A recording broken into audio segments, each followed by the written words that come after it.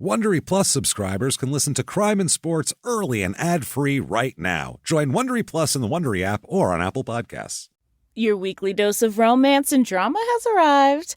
Season 29 of The Bachelor is here, and Grant Ellis, certified hottie and former day trader, is trading his day job on Wall Street for a second chance at everlasting love. New episodes drop every Monday at 8/7 Central, bringing you fresh twists in Grant's journey to find his soulmate. This self-proclaimed mama's boy is all grown up and ready to invest his heart. Will his playful charm win over the house full of hopefuls, or will the competition prove too intense? From heartfelt moments to adrenaline-pumping dates, each week brings new surprises in the mansion. Will Grant find his perfect match or end up with a broken heart? Tune in every Monday at 8/7 Central on ABC and stream on Hulu for new episodes of The Bachelor. In the depths of an Atlanta forest, a clash between activists and authorities ends in tragedy. I'm Matthew Scher, and on my new podcast, We Came to the Forest, we expose the hidden truths behind a shootout that left one activist dead and countless lives forever changed. Binge all episodes of We Came to the Forest ad-free on Wondery Plus.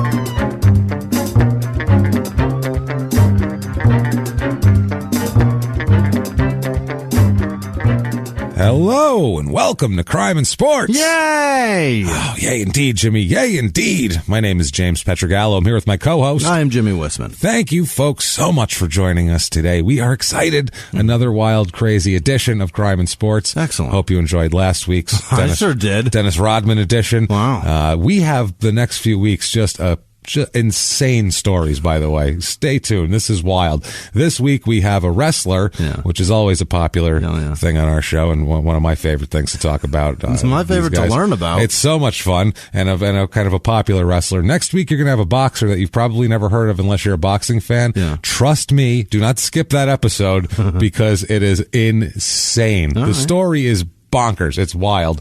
But today we have one of the just weirdest, twistiest, most tragic stories altogether. Just the whole kind of encompassing thing here as we talk about this. But we'll get into that in a second. Okay. First, have to thank everyone for the reviews this week on Apple Podcasts. Yeah. They do mean the world. We don't know why they mean the world, but they do. For some reason, it helps drive you up the charts. It's a weird algorithm that they put together, how their charts work. So, I don't know, helps drive us up the charts. It helps business. So if you haven't done it, please get on there. Give us 5 stars. Doesn't matter what you say. Say you're following instructions, following directions. That's not really the purpose. You can't fix us with words.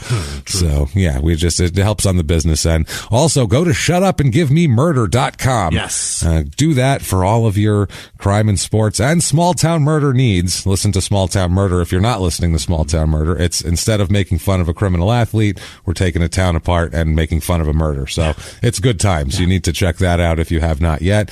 Get tickets for all your Small Town Murder live shows. Of course, on there. Crime and Sports, that one live show this year is sold out, of course. But next year we should tell them where it is. Yeah. We have to tell them when it is. They don't know. We're going to be in Nashville with Crime and Sports next year. We've booked that for the spring of next year in 2020. That's Zanies. That's Zanies, yeah. So we're going to book a couple more, but that's going to be probably our East Coast one, and then we're going to work it from there. We're going to couple it with a Small Town Murder the next day, so you can spend a couple days in Nashville and hang out with us there. That's going to be a lot of fun.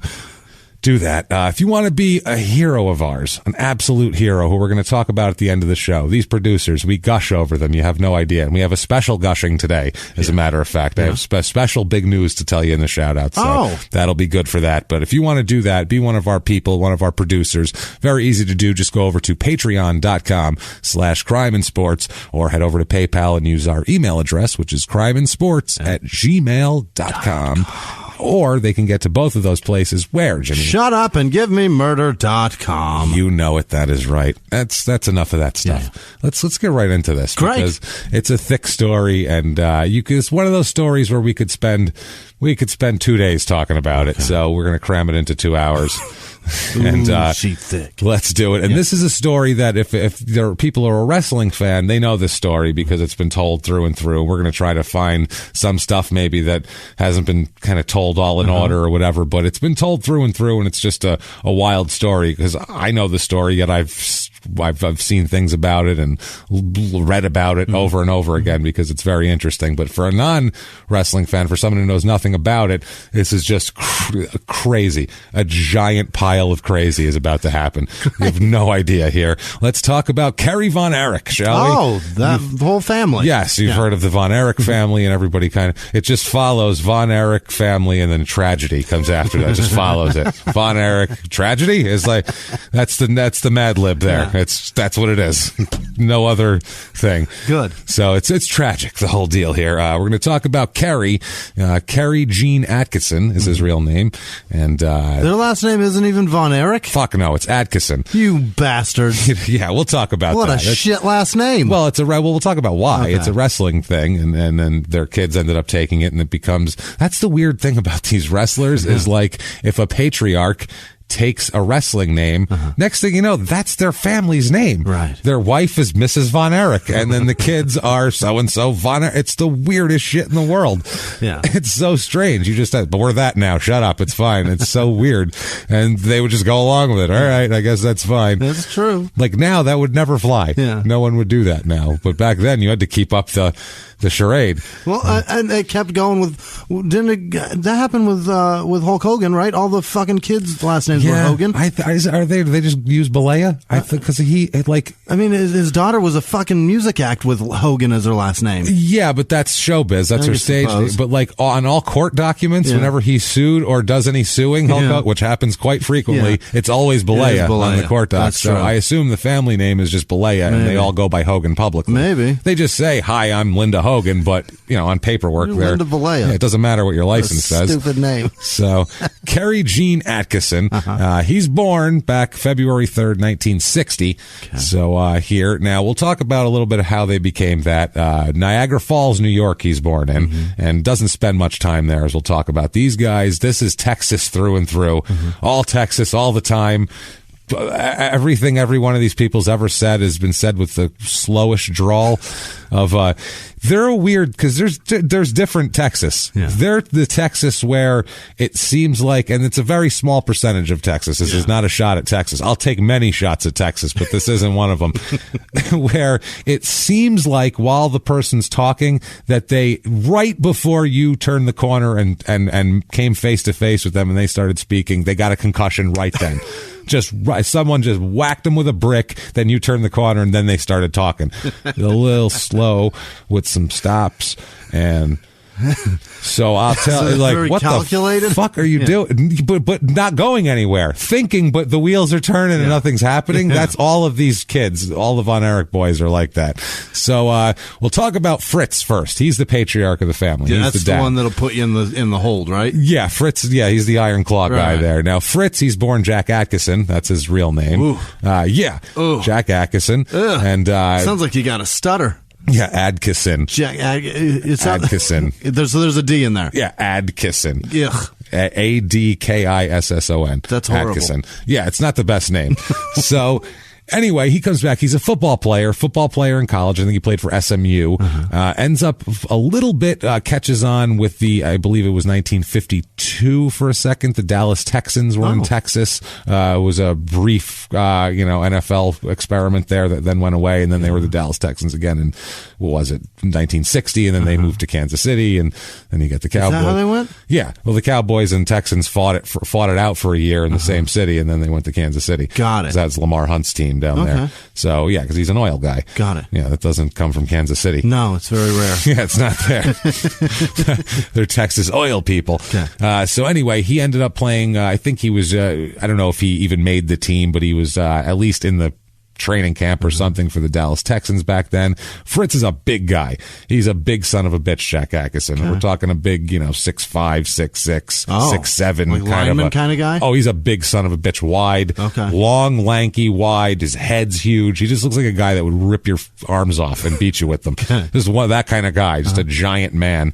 And then he gets into wrestling a little bit, and he decides to take on a persona, as you did, because Jack Adkisson isn't really all that special. No. He's not a real handsome guy or anything like it's that. A cowboy name, it sounds like, though. You could do something like that, but he took a different gimmick. He said, I'm going to be a Nazi.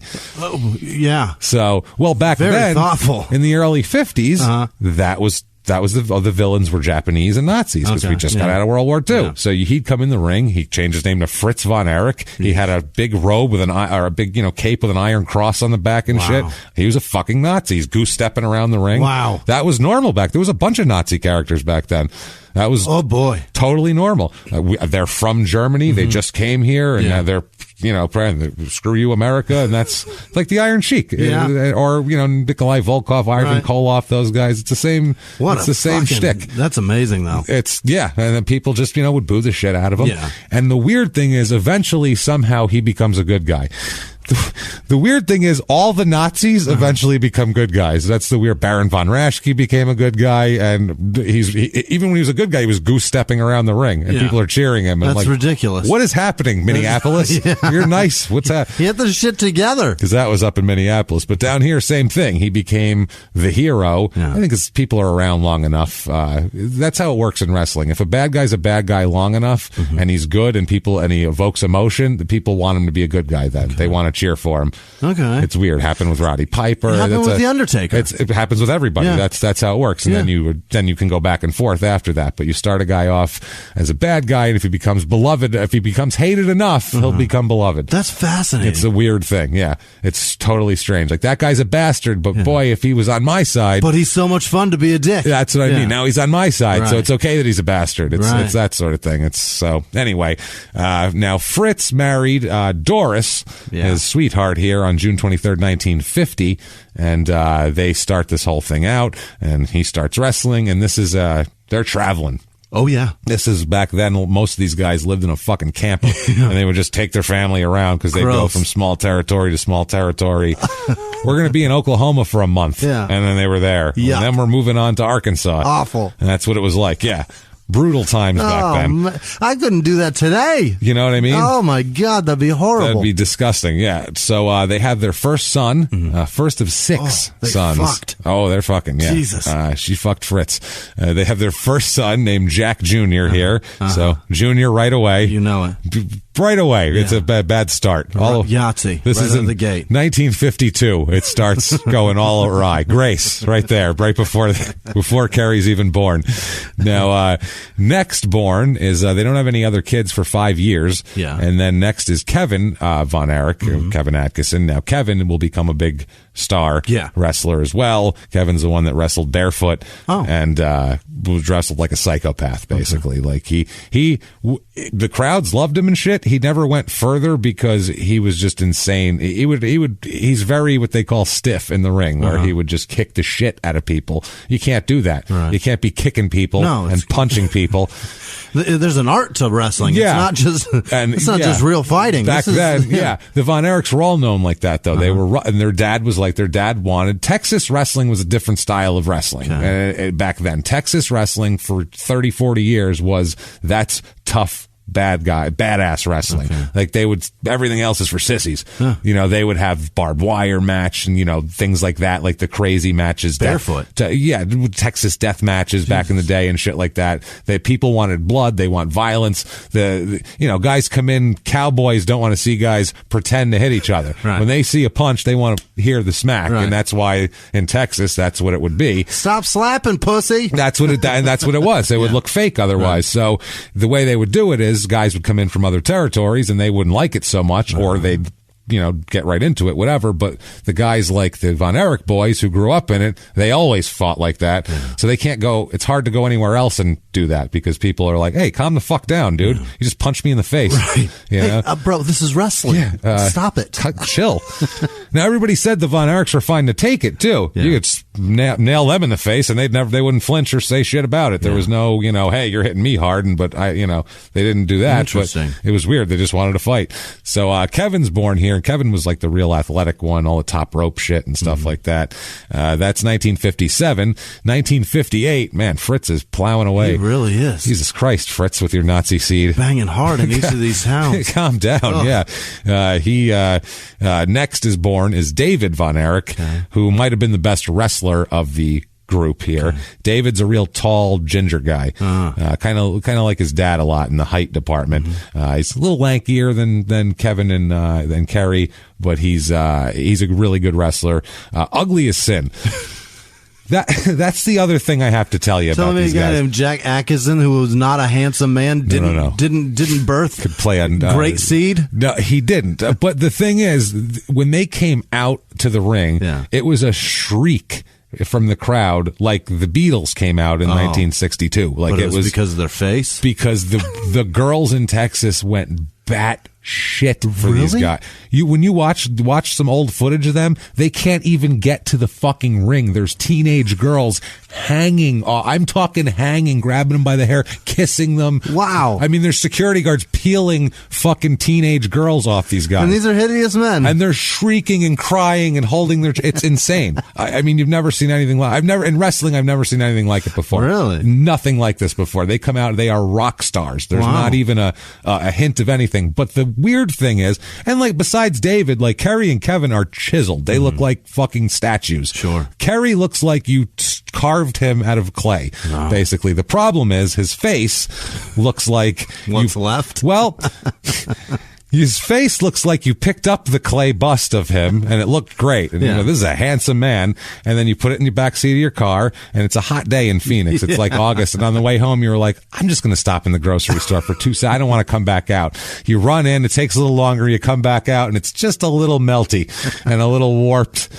And a little distorted a little. You're like, what happened to the bust? It looks a little off now. It's close enough. Yeah, it's all right, I guess. Still vaguely resembles a man. It's sort of him. That's how they all look. They all look like, they're from a distance, they're handsome. And then you get a little closer and you're like, no, they're not. They're all fucking weird looking. It's very strange. But David, probably the weirdest looking of the three main Von Erichs, okay. Kevin, Kerry, and David. Now, Jack here, March 7th, 1959, family experiences their first bout with tragedy here. Little Jack at the time, who's 7 years old. Jack Jr. Yeah. Jack is there in, I guess they still lived in Niagara Falls. They would go, a couple of the kids are born in Texas and a couple of them are, like Kevin's born in Illinois. David's born in Texas. Yeah. Jack's born in road babies. They're road babies. Yeah. That's what it is. It's wherever territory they're in. Good Lord. Yeah. She's going around probably in a camper. Yeah. All pregnant with all these kids. Just cranking them out in a holiday rambler. Another boy? Great. Fucking great. Take him out of me. I don't care.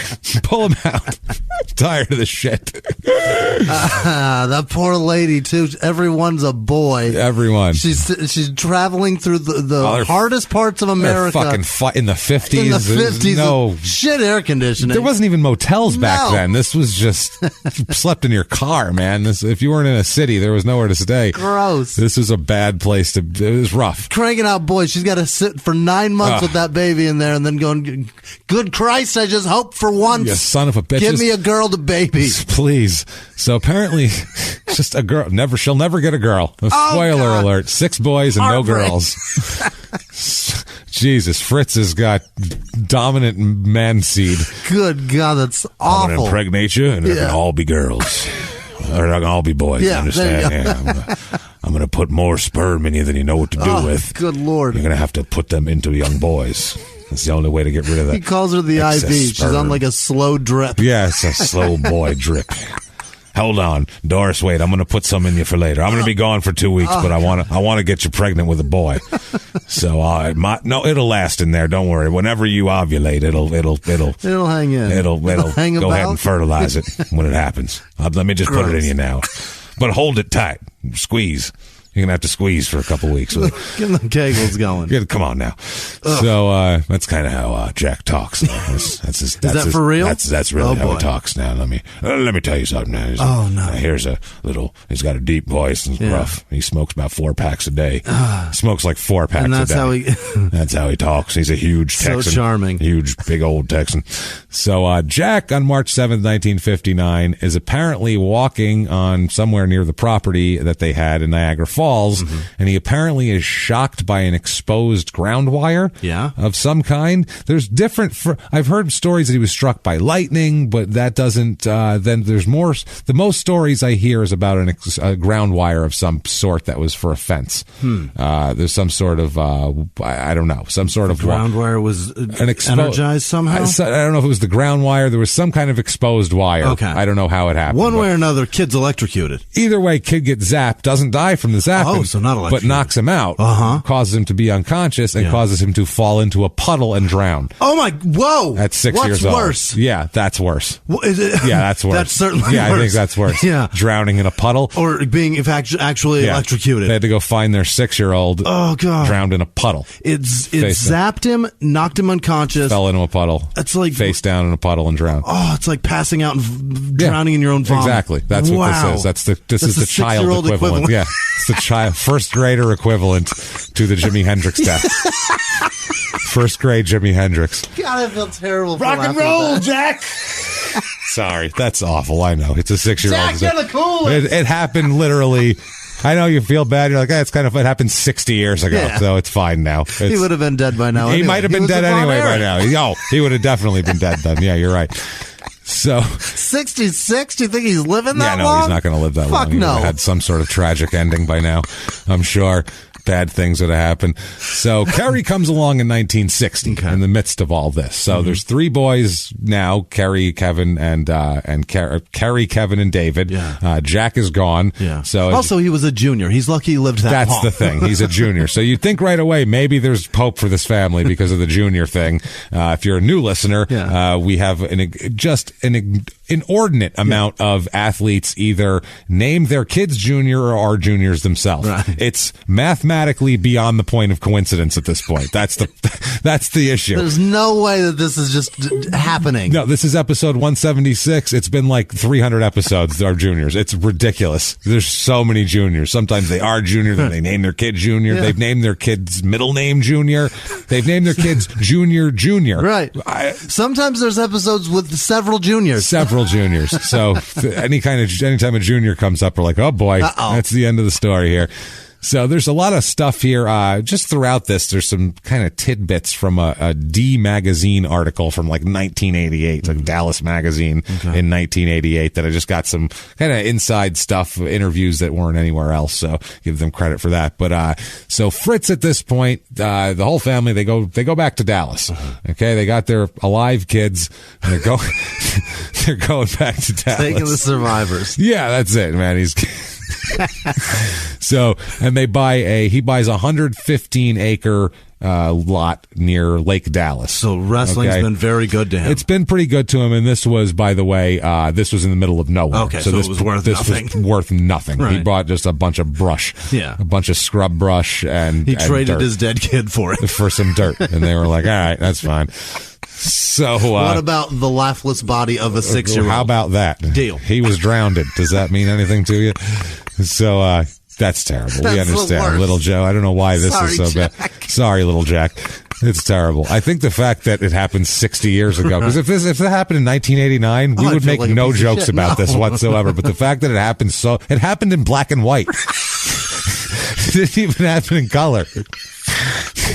He got zapped. It all just went white. There was no blue, no red, nothing. And then he fell. It was all black and white. Smoke. It was weird. That's what I mean. When something happens in black and white, it's like it never happened. It's strange. I'm laughing the hardest because you saying that is how I saw it. That's how everyone saw it.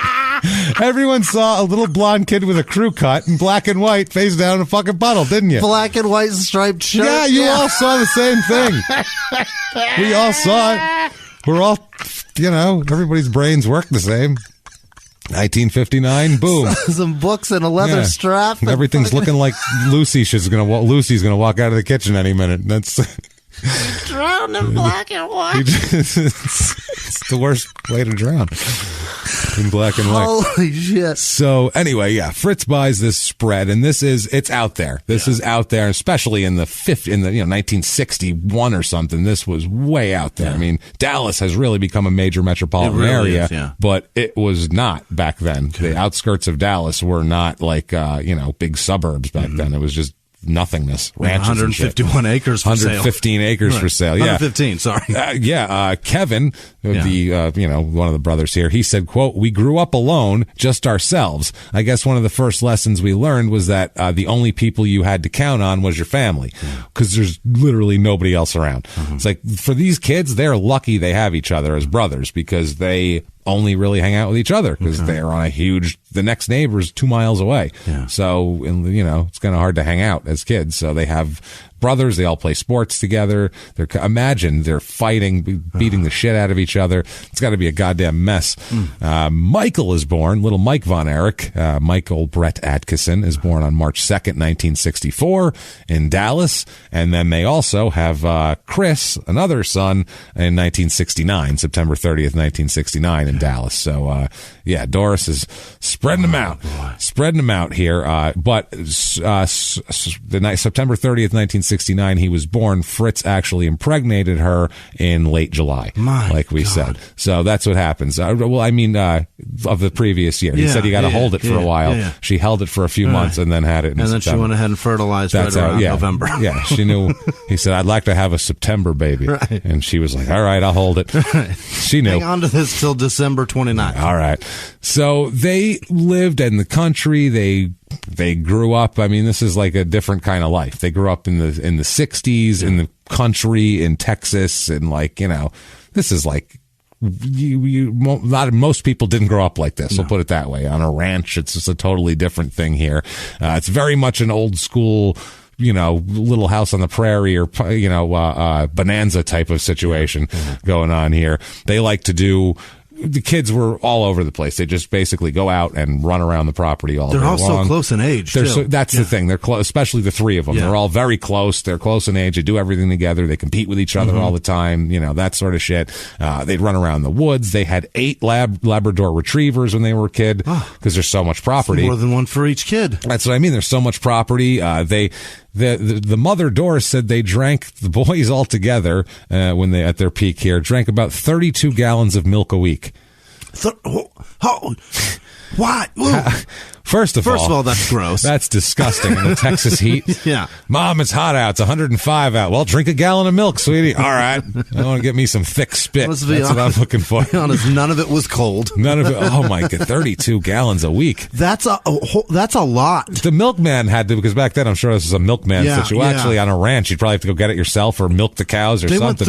They went through more milk than gas. Yeah. That's bananas. That's the thing. Yeah. 32 gallons a week. Think about that. That's so much milk. So much milk. You'd have to just be chugging it. Oh, boy. Back then, too, in the 60s, you're grown boys, drink your milk. Oh, that's how it was. That was a very common thing to say. Just drink your milk. With every meal. The more milk you drank, the better. Yeah. That meant that you'd be healthier. Ooh. Not more constipated. Right. And full of hormones. Now you'd be like, Jesus, kid, you're gonna grow tits and never shit again. Stop drinking milk. What the fuck is happening? But on the plus side, you're gonna be making milk. You're gonna be making milk. That's amazing. There's a story about the boys once setting fire to a field because they were trying to kill a mouse. One mouse, they burned an entire field down by accident trying to kill one mouse. They were trying to pen him in with fire somehow. They're the original meme meme where they burned the house down because you found a spider. And they did that to a whole field for a mouse. It's probably 30 acres, I'm sure. Something they just burned to the ground. They probably got a whole bunch of innocent mice, too. You know what I mean? Yeah. Shit like that. They were talking. I'm sure they got a whole bunch. They killed something. Yeah. I'm Hope sure this was the one. Did we get him? I don't know. Fuck. I was running. I had smoke in my eyes. I don't know. We got his whole family, and we got all of them. And I'm fried too. Did we get him? I don't know. Got all of them. Every last one of them. I think they're extinct. They're all extinct. No more mice in Texas. They talked about that they would play gags, like they would cover up speed limit signs, like country road speed limit signs with mud. Hell of a gag. You can't see. Yeah, shit like that. How about, I guess it's 65. Oh, shit, that's a sharp turn. Yeah, it's not great. How fast is this turn? It just reminds me of Funny Farm. Yeah. Guys walking around. It's automatically what I think. Get a whole bunch for this one. That's what I feel like there. Now, when the boys were bad, though, they weren't allowed to run amok. No. That's the thing. When Fritz would come home from wrestling, he would beat the shit out of these kids, boy. I mean, it was ass whooping time. Yeah. We're talking back then.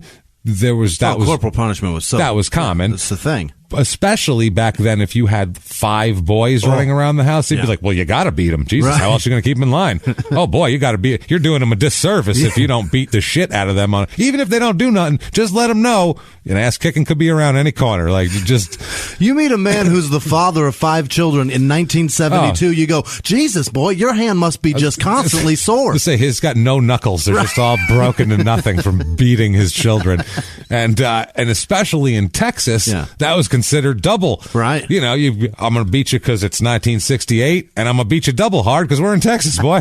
That's how it works. Everything's bigger, even the ass kicking. Even the ass whoopings. Apparently, he had leather straps that he would do this with, too. He'd beat them with his hands. He'd beat them with leather straps. Oh, my God. On this article in that D magazine, the reporter asked Fritz, quote, do you ever think you were too hard on your kids? And he says, absolutely hell no.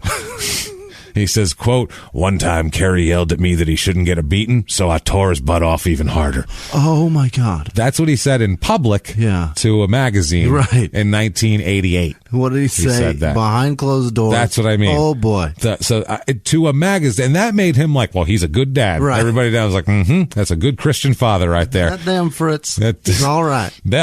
He also... like I said, he beat them, tried to keep them in line and all that type of shit, but he also would, help them with, he taught them how to hunt, he taught them how to ride motorcycles and do all that sort of shit. He was a well-rounded Texas father. Hell yeah. Hunting, beating, all that sort of shit, all in one. So, they had a wrestling ring at the house when they were all kids because Fritz bought into the Texas territory in the early 60s. So that's when he moved to Dallas, he bought into the territory. He's bona fide. So yeah, he's a stakeholder in this territory, so he's not going anywhere. So they'd have the ring, and he would, people would train in the ring at the house and shit like that. And of course, the kids would get in the ring as well. As how do you not get in the ring if you're a kid? When I was a kid, my stepmother's father was a boxing trainer, and he had a boxing ring, and I fucking went crazy in that goddamn thing. Not only with boxing shit, but I jumped off the top rope. I learned how to run the ropes, which is not as easy as you would fucking think it is. It's not. You have to lean your weight a certain way. Once you do it, it's fucking fun as shit. Oh, I'll bet. But yeah, all that stuff, it's fun. So if you're a kid and if you have 3 brothers that also want to dick around, you're going to be in that ring wrestling. Are boxing ring ropes the same as No, there's wrestling? 4. There's 4. I mean, are they made of the same shit? Yeah, it's all elevator rope? Yeah, most of the time it's cable. Yeah. It's steel cable. Like WWE forever used actual rope, which they were the only wrestling company on earth that used actual rope. Everybody else used steel cables. They should be so much elastic. Yeah, they should not be ropes. They've broken before the ropes. Really? Yeah, steel cables don't break, but the ropes, WWE, there's been several incidents of broken ropes. There's been incidents of guys in training who were, one dude I remember back years ago here, and he was like a 400-pound guy. The ropes in training, they were training him, fucking broke, and he fell out of the ring and, on his fucking head. Himself, he's a 400-pound guy, fell on his head out of the ring. You can't stop that guy. Because you have to lean all your weight into those ropes. If they break, you're fucking falling out of the ring. Oh, God. So there's been many times in matches where it broke and they couldn't air the match because the rope broke and they had to fix injuries. it. Yeah, well, they had to fix the rope because it broke and shit like that. So, but he said that he told Fritz encouraged his kids to fight.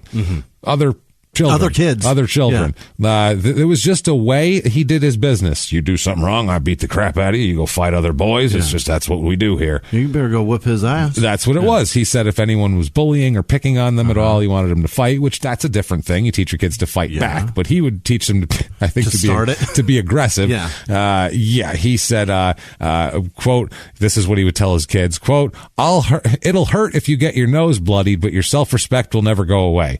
So that's a good lesson to teach children, I suppose. You don't want your kids to be, just victims. Victims, yeah exactly. But Kevin in this article said that all the brothers would go up to other boys their age and politely ask them if they wanted to fight. Just for like, how you do, young man? Hey, I'm Kevin. How you doing? You want to fight? They'd be like, why? I don't even know you. Like, literally. That's the point. Well, and he'd be like, well, yeah, we just fought. They were like, no, that's not fun. You're the only psychopath weirdo family that thinks that's fun. You're the only one enjoying that. Yeah, so that's kind of what it was. He says, quote, not because we were picking on them, but because we thought that was the natural thing to do. He just thought that's how you socialized. You walk up and see if someone wants to punch you in the face. No. That's not it. It was super weird shit, man. They would, of course, watch their father wrestle. Dallas had the local territory that he bought into, was at the Sportatorium, which was basically a tin shed where they held wrestling events and rodeos and shit for 100 years. And then eventually it burned, and then they rebuilt it, and then they eventually tore it down. But it looked like nothing. It looked like just a shed that you would store hay in or some shit, but it's actually inside on camera. The place was a really good venue for wrestling. Like, it was, everything was close. The seats are close to the ring. Aesthetically, it worked. Aesthetically, for some reason, it was loud in there. They lit it right. There was something about it that it seemed like a big arena where good shit was happening. It was a tin shed with 1,000 people in it. So it's really weird. It's strange shit here. So they would watch him. He said he would make the kids work out, stuff like that for sports. Jesus. So we gotta, So he's got them now lifting weights, working out. Oh yeah, Kerry. Our guy here, yeah.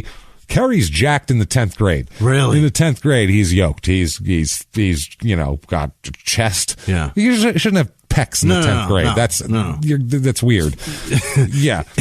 You knew a kid in 10th grade that had them, and I always worried about that kid. That kid's, he's got problems. Yeah, it's not just... I feel like he's had a heart attack by now. Yeah, for some reason. There's a problem at home. Yeah.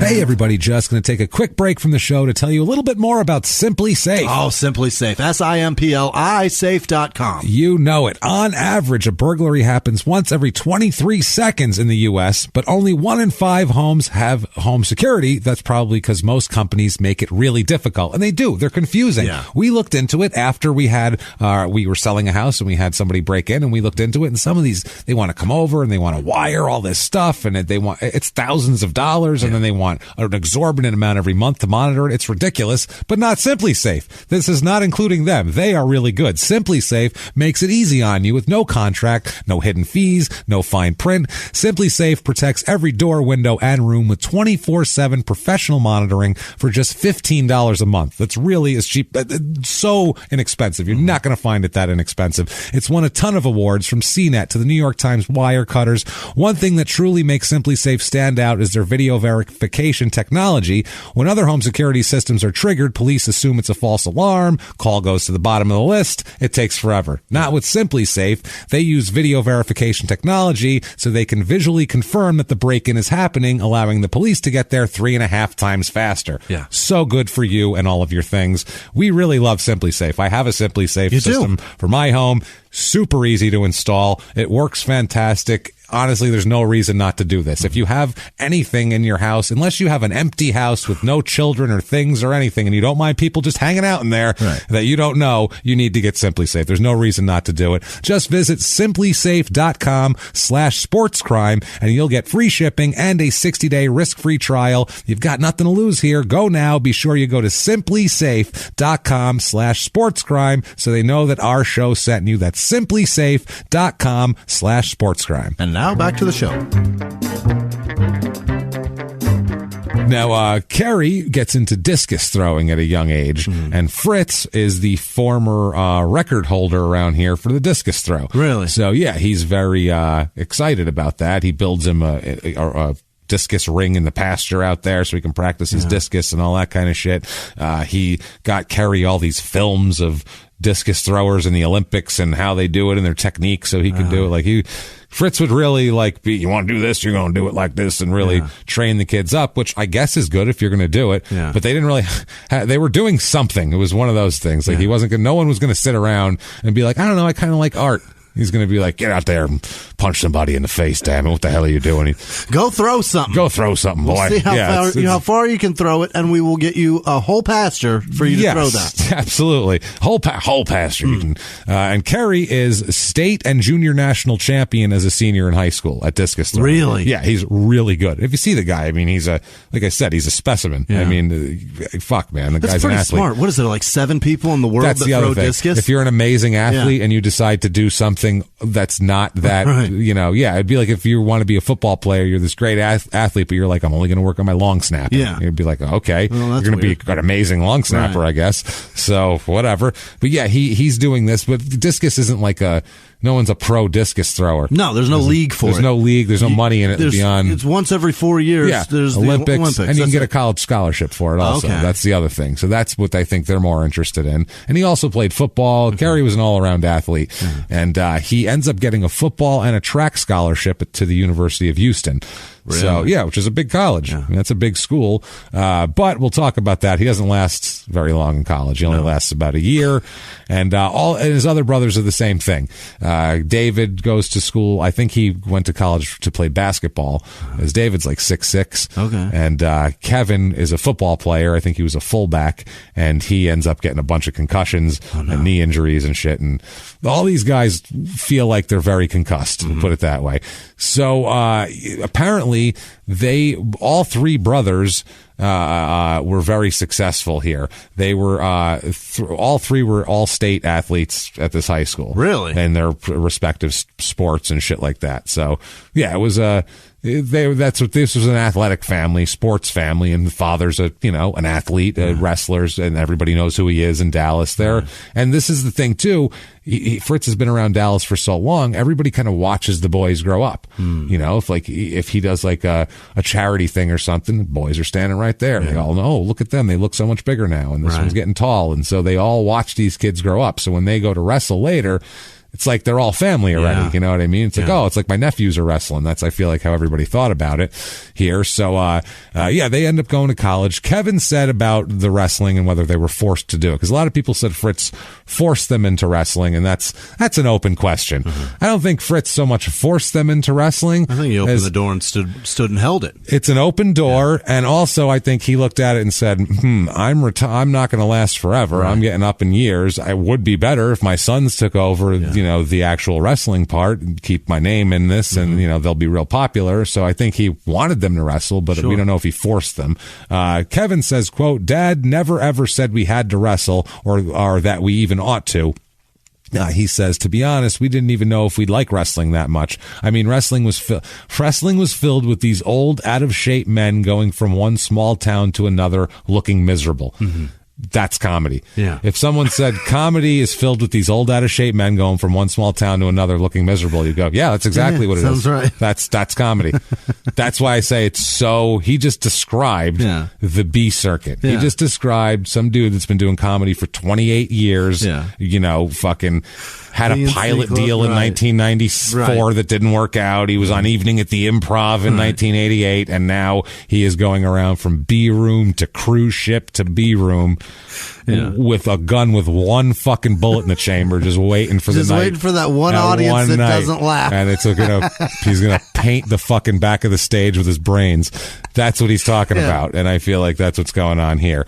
Kevin also said, quote, "But we all know what was going to happen in the end. It was inevitable. We were going to go into wrestling because we all wanted to be just like our dad." So, and that's what happens. And it's a career path where there's no resistance. No. If you're 21, you don't know what to do with yourself, and someone goes, well, you can just come here and make a bunch of money right away, and everyone will cheer for you. Right. Like, I'll just do that. I mean, the other career path is like you're gonna have to go learn a trade or some shit. Yeah. I mean, we're already here. You guys have been working out for how long? You guys are looking great. You're already hit the ring. You basically just did your 4-year degree. That's what it is. You're already in. So Kevin begins wrestling in 1976. He breaks in. Kevin, he's the first one, and he, from what I understand, he started wrestling a bit when he was still in college, and then kind of decided, well, I'm getting injured in football, and I'm not making any money, and I'm making money and not being injured in wrestling. So I think I'll just do wrestling, which made more sense for him. It's, dead end for him for football if you're getting a bunch of concussions and you're 19. Also, you can't really do that when you drink. That's, you know what yeah, I mean? yeah. It's hard to drink and play football. That's the other thing. Also, I mean, and a lot of other things. David starts wrestling in 1977, right after that. So, that right away, there's two Von Erich boys in the mid 70s here. And so Kerry is still in school at this point, University of Houston. Apparently he held the Southwest Conference discus record, in his year at Houston. Awesome discus thrower. Like they were talking about him possibly going to the Olympics, like legitimately, not just, wrestling wasn't saying that. That's crazy. Yeah, he was legitimately an Olympic contender for 1980, but we boycotted the 1980 Olympics. Oh, no. And so he would have never got the chance. Wouldn't have mattered anyway. Can you imagine? Oh, fuck. Yeah. Put all your whole life together for this one fucking event. Incredible. And it's then gone. It doesn't happen. It doesn't happen. Based on shit out of your control. Wild, right? Yeah. How crazy. So, what? Huh? No. This is the best I got. Shit. In 4 years, this is not going to be like this. I'll be doing something else in 4 years. We just throw this discus for another 4 years now, waiting for you. Fuck you out of here. This is the most boring game of Frisbee ever. For my entire life. Throw it. I go chase it and bring it back. Throw it. Chase it. Bring it back. Now, fuck yeah. That's the worst sport on earth. That is terrible. That and that goddamn shot put. Yeah, and then the javelin. Yeah. Those three throwing things. At least the discus sails through the air. You can look at the shot puts like, oh, there it goes. And there it comes. Okay.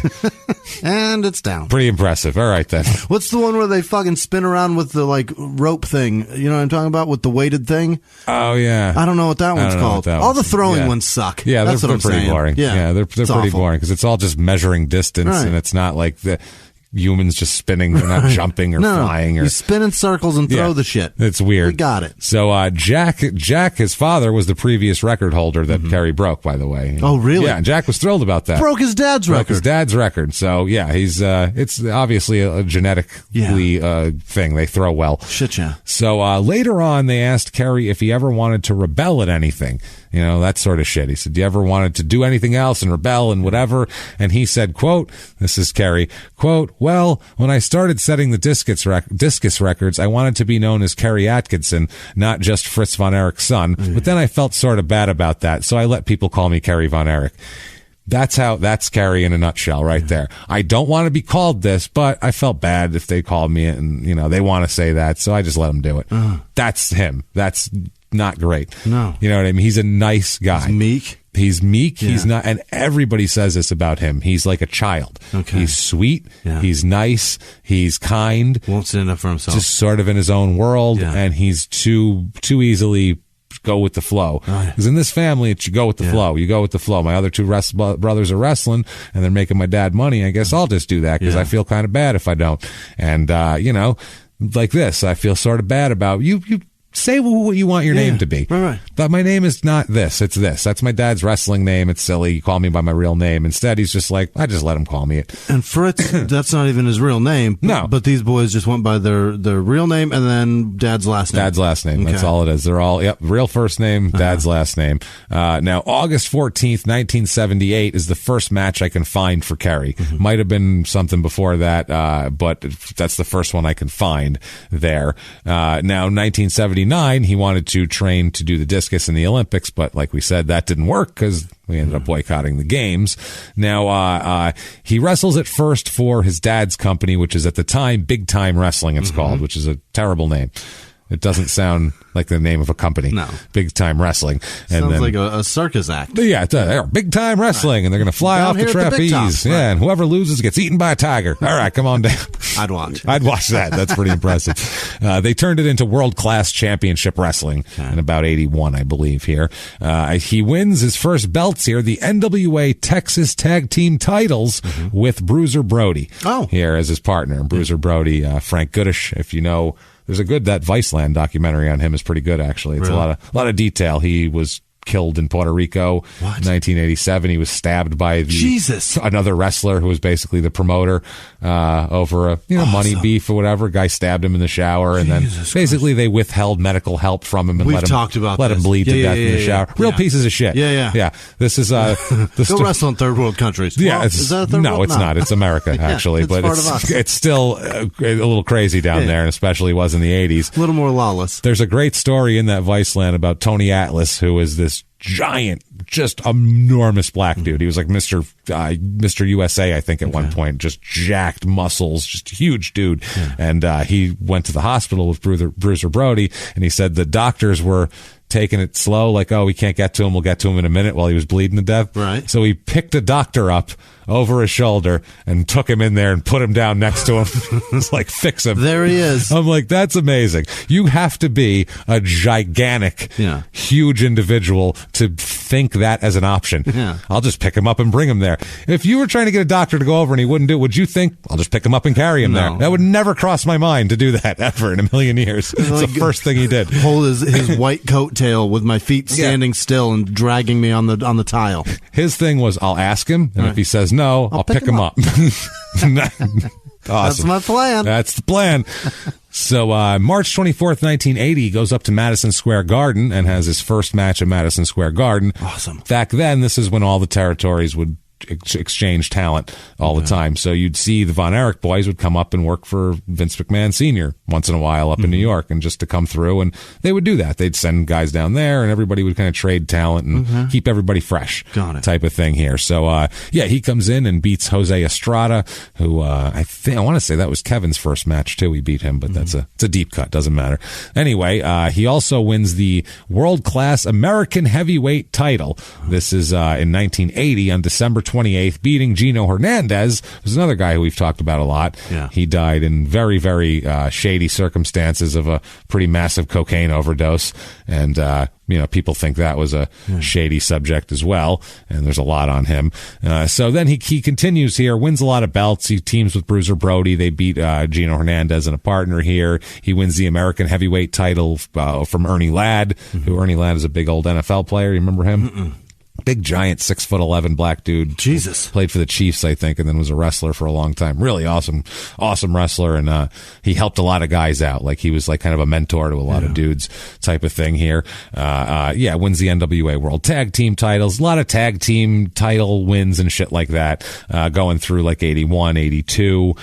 Teams with Al Madrill, who looked like, I don't even know how to describe him, but he didn't look like a professional wrestler. We'll put it that way. 6'11" must have been hard to be back then. Oh, boy. It's hard to be that today. Hard to be 6'4" now. I can't imagine and shit's bigger now. I can't imagine what it was like to be 6'11". 6'11" in the 70s? In the 60s and the 50s. Oh, God, coming Jesus. up. That must have been a nightmare. The cars were so small. The cars, anywhere you went, the seats, the houses, beds, houses, door frames. Everything was so small. Everything. We go back east and I hit my head everywhere because shit's old. And it's just all over the place. Yeah. You're always up. Watch your head. You're always, every time there's like in the bowels of a venue where the green room is, there's always a concrete ledge I can whack my head on, which is fun. If I was 6'11", it'd be even worse. Fuck. Holy shit.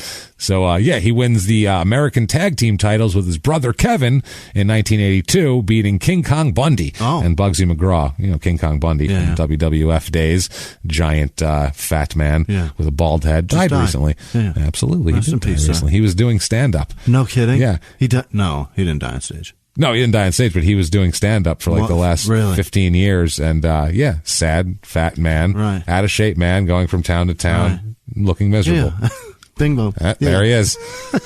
One right to the other. It's an easy transition. It is. That's why all these guys they're now falling right into it. They all go around doing these I don't know, I don't want to call them shows, but they're doing basically storytelling events. Yeah, kind of like a just on stage talk or whatever, and it's just they fall right into it. Oftentimes humorous. yeah. Not They're sort of hilarious. They do them at comedy clubs, and they all have mostly crazy stories. unbelievable. Yeah, they all have wild stories, and a lot of them are entertaining. There's guys like Mick Foley, and the guy knows how to tell a story, and people like that. Now this is December 1982 is when a giant feud starts, and this blows wrestling up for world class. This makes them nationally big, makes the boys national stars. This is a huge deal. They have a feud with the Fabulous Freebirds.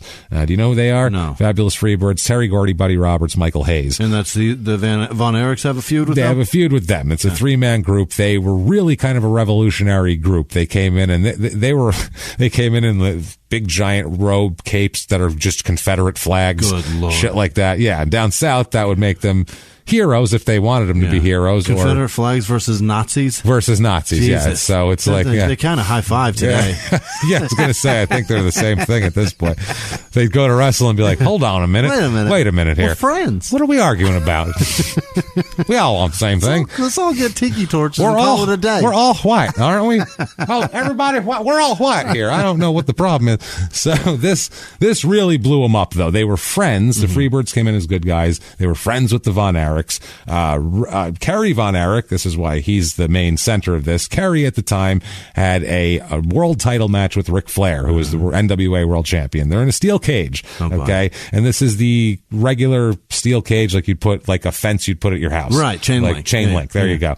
So it's one of those, and it has like a door in it that you get in and out of, like a door in a fence, like any other fence, like at a prison. Like a swing gate. One of those doors, which are good weight to them. Yeah. The coping on them is pretty heavy. Those bars are thick. They're thick. Those are the supports around the side. So during the cage match, Michael Hayes is a special referee, and him and Kerry are supposed to be buddies. Yeah. So Michael Hayes is arguing with Ric Flair during the match, and it's like Ric Flair's kind of all beat up from the match. It's 20 minutes into the match. Michael Hayes gets pissed off and knocks him out, and he's on the ground laying there. So Kerry is like, what the fuck? And Michael Hayes is like, shut up and fucking pin him. I'll fucking count it. You'll go ahead. And he's trying to throw him on there, and Kerry's like, no, he's too good of a guy. He's hurt. He's going, no, I didn't do that. I can't do that now. Literally, that's how, back then, that was a good guy. Now they'd be like, get on him, pussy, what the fuck? He's blowing it. What a fucking asshole. I hate this fucking guy. Boo. Right. That's how it would be. But back then, it was like, oh, he's a gentleman. What a guy. So he's like, no. So Michael Hayes gets all pissed off, and he starts pushing Kerry. He's like, what the fuck? I'm trying to fucking help you. You're not doing shit, blah, blah, blah. And he just, throws his hands up and walks out of the cage. And so Kerry's like following him with his arms out, like, dude, what's going on? I'm just, bro, hey, what's up? Hey, guy, come back. And he like goes to follow Michael Hayes out of the cage and like ducks his head in through the ropes into the cage door. And Terry Gordy, Michael Hayes' partner, fucking slams the door on Kerry's head. Bro, it's loud. Yeah. It's one of those where there's a lot of things in wrestling where certain things you can't fake. Right. You can fake certain shit. You can help a guy. You can help him fall. He knows how to fall. But like when they would hit each other with chairs, you can't fake that. You can't fake that. There's no way to, if you could put your hand up, but if you don't, then there's no way to fake it. It's all face. That indentation is your head in the chair. So when you're slamming a cage door on someone's head and it's got a sound like that in an arena, oh boy, you're slamming the fucking cage door on dude's head. And back then, you think Fritz would go, take it easy on my boy. He'd go, you fucking slam that shit. Make sure everybody hears it. Kerry can take it. He's tough. I beat him worse than that as a child. Don't worry about it. That ain't shit. When he was 7, I beat him with a cage door for an hour and a half straight. That's why his face looks like that. That's why he looks a little melty. But he's a champion, damn it. So, yeah, this set them up as, the crowd went, they loved shit. it. No, they wanted to kill the Freebirds. Okay. The Von Erichs were heroes. Got it. And they're supposed to be buddies, and this guy just fucking racked his head in the cage door, and Kerry went down and, went crazy. And probably has a skull fracture. Probably did have a skull fracture. That's the thing. But didn't do anything about it. But yeah, so the crowd went nuts. The Freebirds were the most hated people in the world, and this sets up for like a year-long feud. Where, it was on fire. Just money. Money. Everywhere they went, printing fucking money.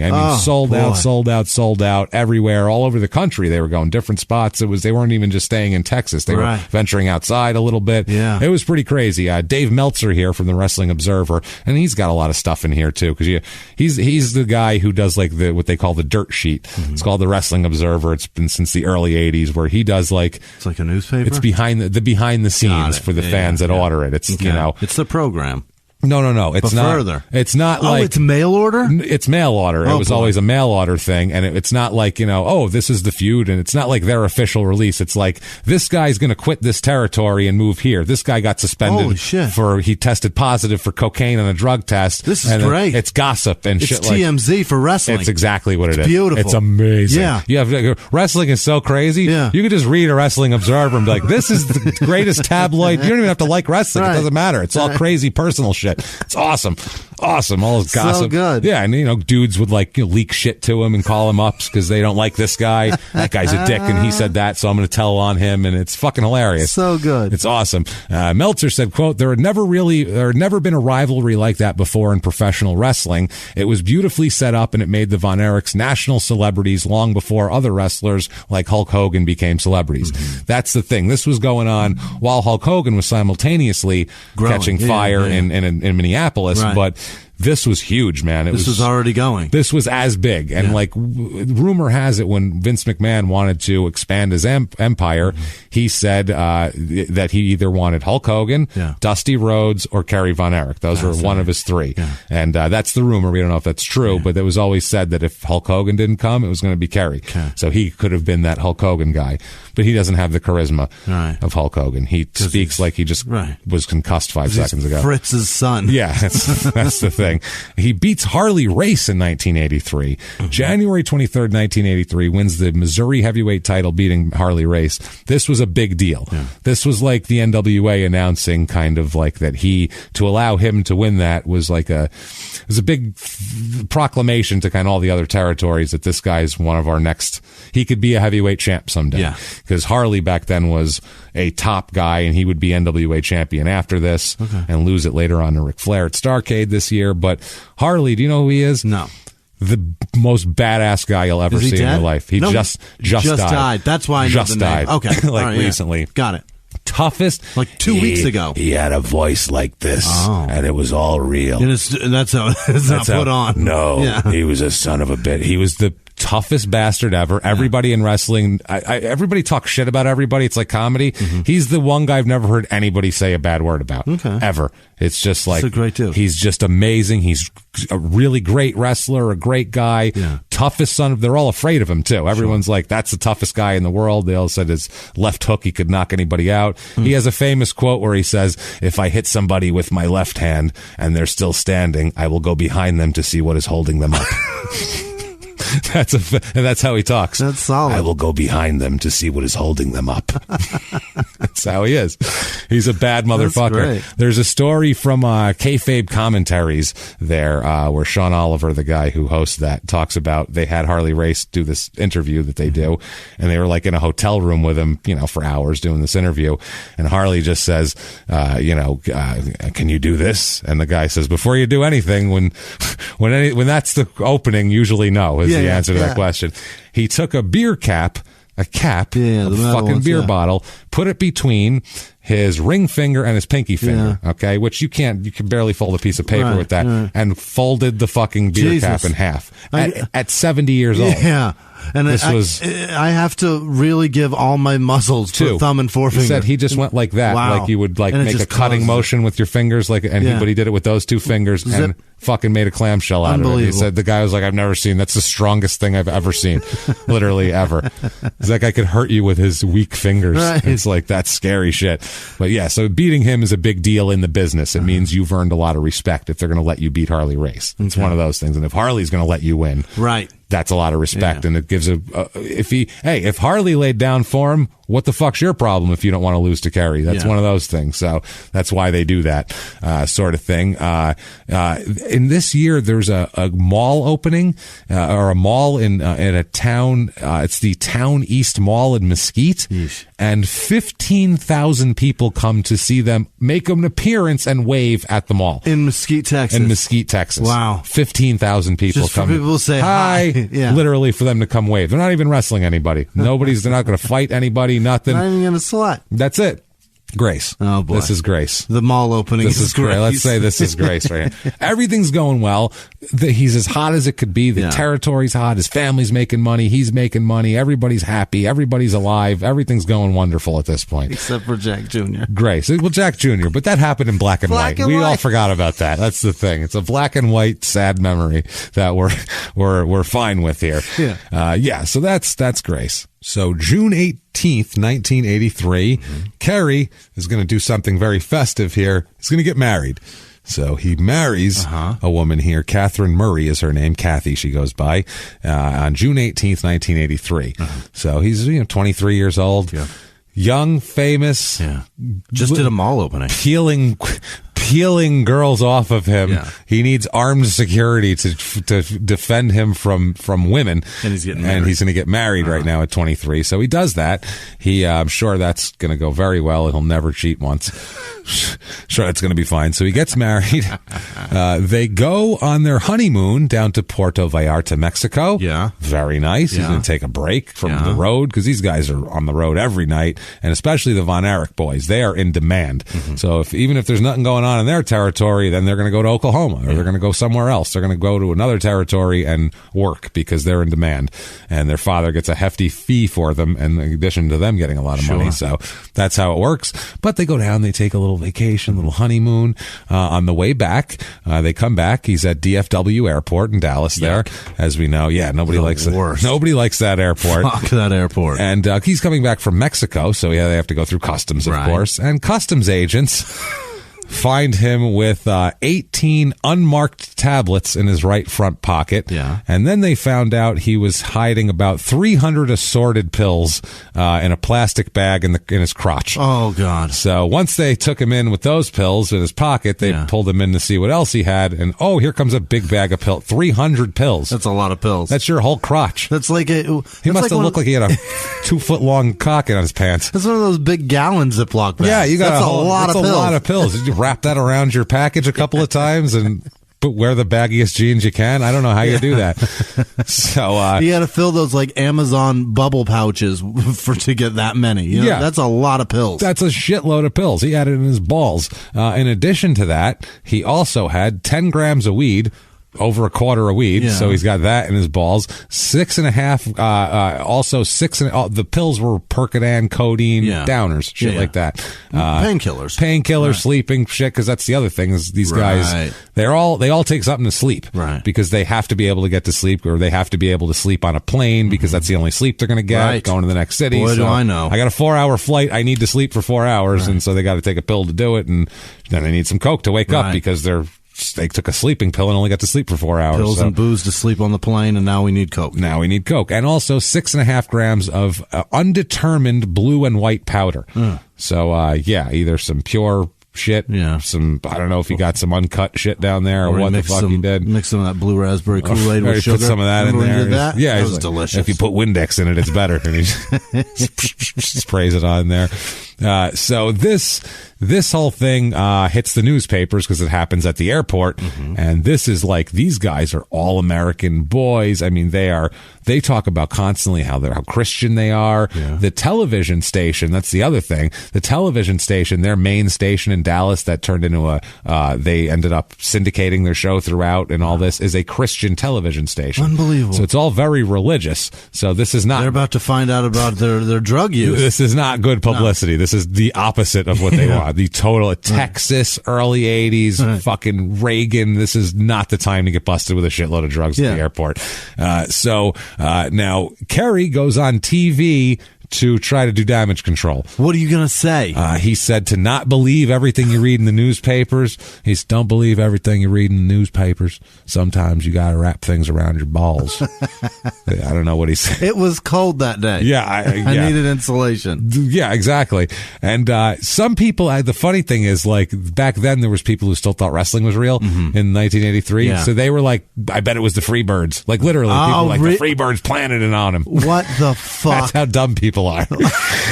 That's how stupid people are. Back then, they were like, I know it. I knew it, them bastards. Unbelievable. Well, back then, they used to, like, wrestlers would get stabbed back then. That's a good point. You bastard, we're doing that to that guy. And he'd be like, whoa, what the fuck? They're it was crazy. In the script, you moron. All these guys carried guns around because they were going out of some town and they'd go drive away to the next town. Yeah. Who knows if 3 carloads of people are going to follow you and try to take you out of your car and kill you. So unbelievable. Yeah, there's Jim Cornette has a million stories of the Midnight Express that he was manager of, having to pull guns on people to get them the fuck away from him because they were, about to attack them, people trying to run them off the road and shit. Great. Yeah, having to fire a 44 into the air to get people to fucking leave him alone. It's craziness. This was for wrestling, everybody. This is the totally different world. So, but the thing is, so he's in some pretty deep shit. Yeah. This is all these drugs, this is customs, yeah. all this thing.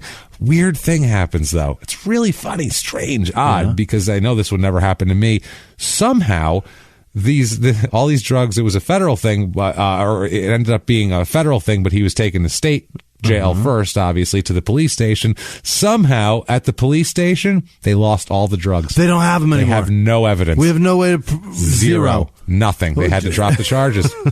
Weird, right? Isn't that weird? How is someone whose father's an institution there in a major business and knows everybody and sponsors things and has a bunch of off-duty cops working at his venue all the time? Someone maybe possibly tripped and flushed him. Super weird. Yeah, they were just looking at him. Yeah. Oh, they fell in the toilet. I better flush them because that toilet water's dirty. They're no good now. Can't take codeine that's been in the toilet. So, all the charges had to be dropped. Unbelievable. Miraculously, they lost. That's like 20 years. Yeah. That's what I mean. That's a sentence there. That was a lot. That was federal trafficking. And this guy is 300 pills. It's federal controlled substance trafficking. Yes. You're fucked. Yeah. You are fucked. You are wrestling Pablo Escobar at that point. Even that is a lot of drugs. Even on a first offense, they're going to bang you for 5 Fuck years. Yeah. Back then, especially. That many different drugs, too? They're like, he's clearly a dealer. Clearly he has, but 300 is hard to go on. I mean, as a wrestler, 300 probably is personal use. That's the thing. Back then, everything they would bust these guys for, they would charge them with intent to distribute, but that was all, it's for personal use. They were taking insane amounts of this shit. He only had a quarter of weed. That's what I mean. That was his chill. It probably was personal shit. That was all. I think. That was all personal use. I mean, he might have got a couple extra pills for his buddy or something, but I think it's all probably for himself. He was probably. Those guys took handfuls, bro. I'm talking. They take 40 Vicodin in a day, shit like that.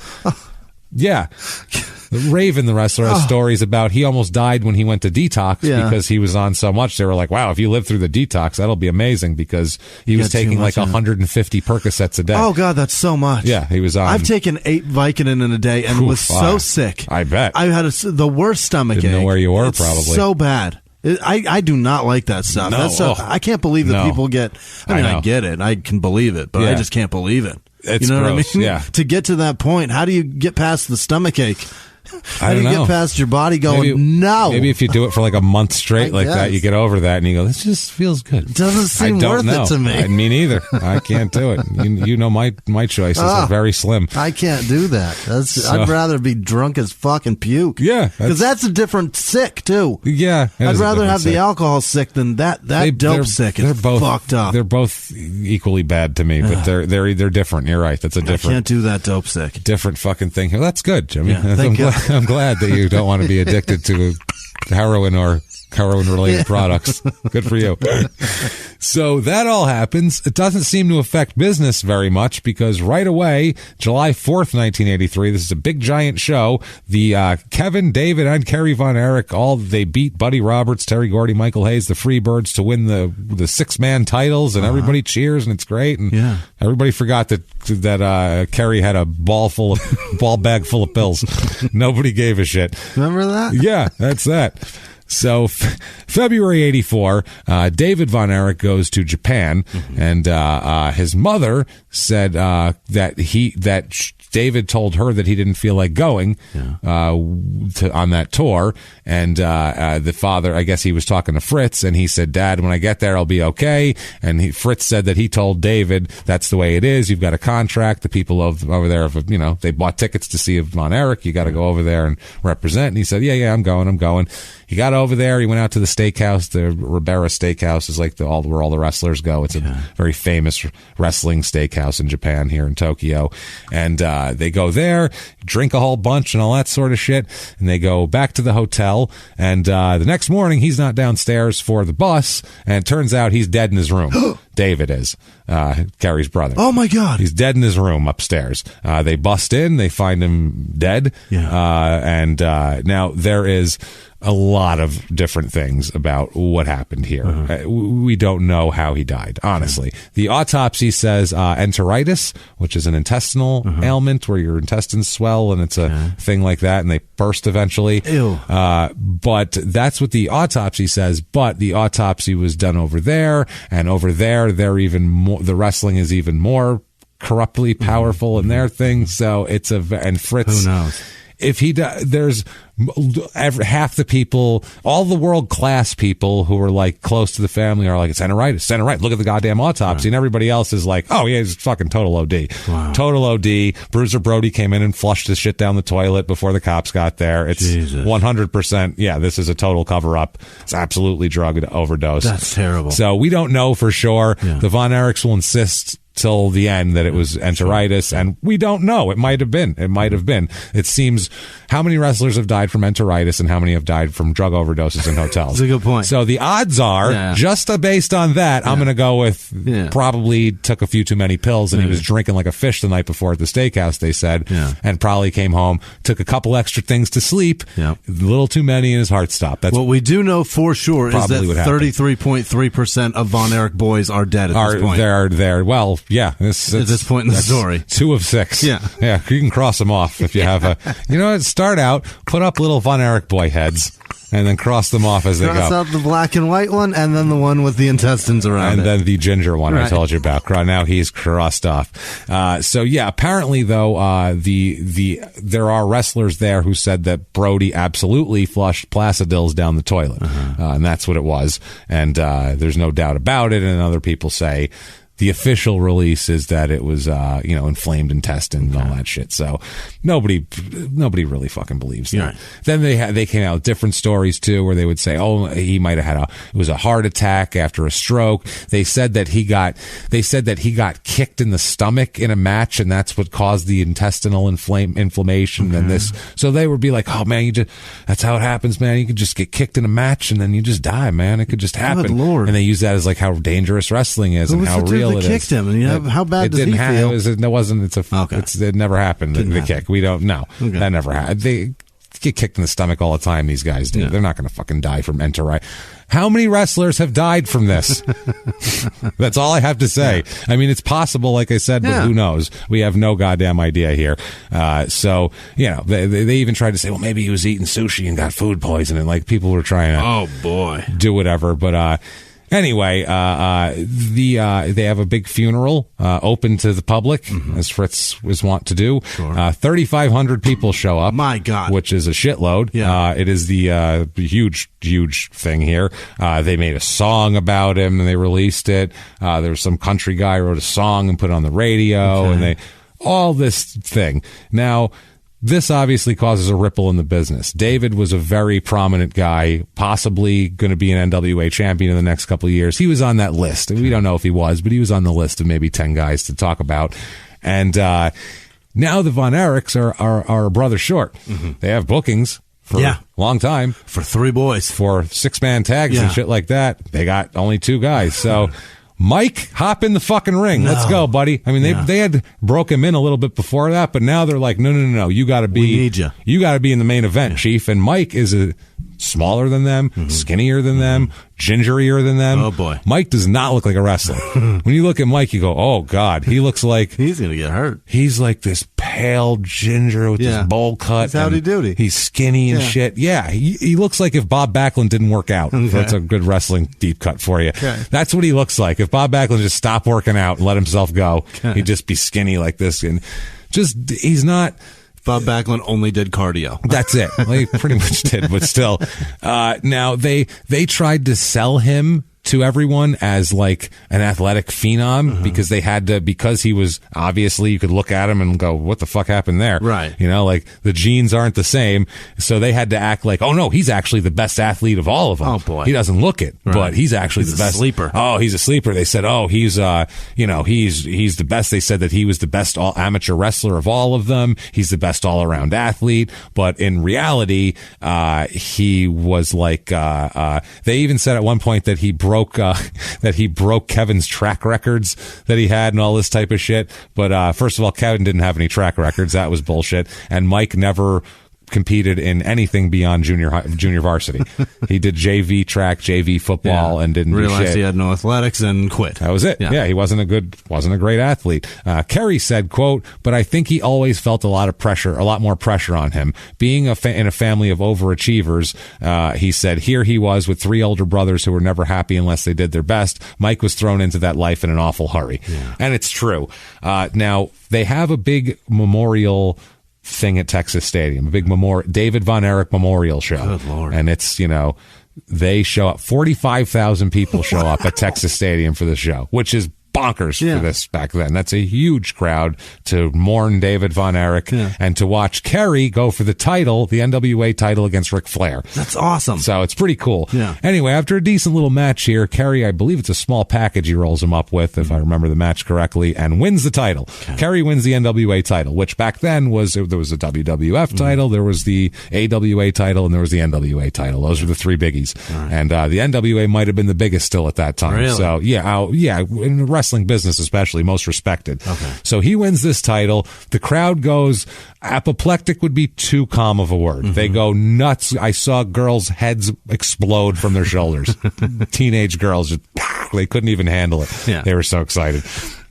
And this was Ric Flair, not like later Ric Flair, where he was like saggy. This is hair is he was gleaming white and tan, and this is like 80s Playboy Ric Flair. It was a totally different Ric Flair here. Now Kerry ends up losing the belt 18 days later back to Ric Flair in Japan. They do it under the radar in Japan, so the Texas doesn't see him lose type of shit. One of those. But yeah, they just did it as a favor to the Von Erichs, gave him the belt because there's 45,000 people there to see that. Because that made a lot of money. Yeah, they give it right back. No big deal. And Flair doesn't care. He doesn't give a shit. So September 19th. He probably fucked all 45,000. That's what I mean. Yeah. Flair was like, I'll take the runoff. Right. Ooh, and then he just, I don't care. There's going to be Von Erich runoff. Right. I'll be there. God damn it. There's a couple of them left. So September 19th, 1984, Kerry and Kathy have a daughter named Holly. So they have a daughter. On October 29th of that year, 84, he wins the world-class heavyweight title from Gino Hernandez. There, he wins the 6-man title again, this time with Kevin and Mike. Now, so see, they threw Mike right in it.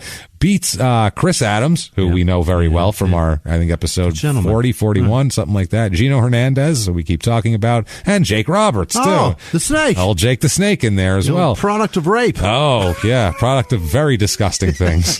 Holy hell. And then he beats also, wins the American tag titles with his brother Kevin in 1985, beating Chris Adams and Gino Hernandez. So they went back and forth with all that. Sometime in 1985, Kerry is arrested for a failure to pass safely on the road. Some kind of weird thing, and he gets arrested for it. Some sort of weird traffic incident. Weaving in and out or some shit. Some kind of reckless something, but he gets arrested for it because he's actually arrested. It's an actual misdemeanor with a court date arrest. So it's an actual criminal charge, not a traffic charge. Got it. Because I found that somewhere. Now, September 1985, we don't know how it happened. There's a bunch of different rumors. They did a tour of Israel, and the mats were hard. They used, a lot of times, old-time wrestling promotions would use boxing rings, which are much harder. Sure. They're fucking hard because you're not supposed to fall on them all the time. And so somehow Mike hurt his shoulder. And and they said it was an old injury too. He fell in track one time. Yeah, he tripped over the hurdles one time and hurt his shoulder. They said too. That was like the real story though. JV. Yeah, but they say that I guess he re-injured it, and he has to have a surgery. He has a surgery, and he goes into toxic shock from this shoulder surgery. Oh my God! Young Mike, right? They left the tampon in him. They left it right in him. Yeah, for way too long. They couldn't find it. The doctor was like, "Where? Oh no." It'll come out eventually, and sewed him back up again. So I was just like sponge, and the nurse was like, "I don't have one, but I have this. I have this. Good enough. That'll work. Good enough." So we could just leave it in there. It swells up. All right, cool. Hey, they say leave it for a couple hours. Fine sponge, I guess. So he has toxic shock and almost dies.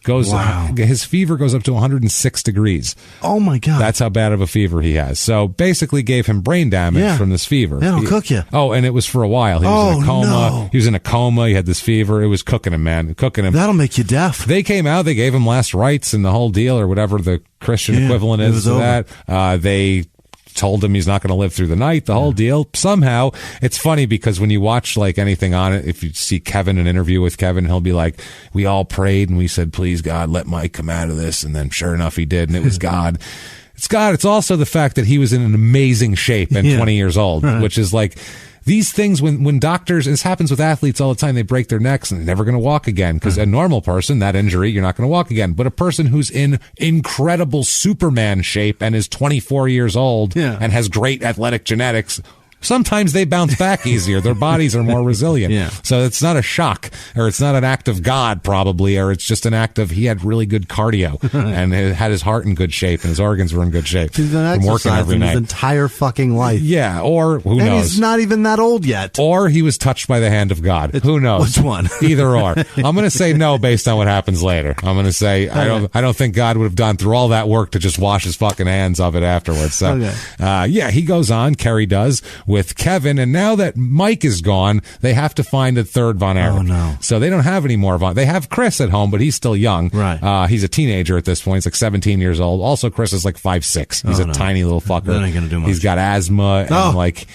growth. Asthma medication stunted his growth. So Chris is not like the other boys. Fritz's jeans are wearing out. Yeah. By 69, they were all worn out. I'm all sorry, Doris. I just can't do it like I used to. All I got is the asthmatic semen left. I used to pump out state champions, and now I'm pumping out asthma semen. I don't know what to tell you. I got asthma semen as far as the eye can see, to the end of the ranch. 115 acres of asthma semen. I can overflow you, but it's not going to be good. You're not going to like the results.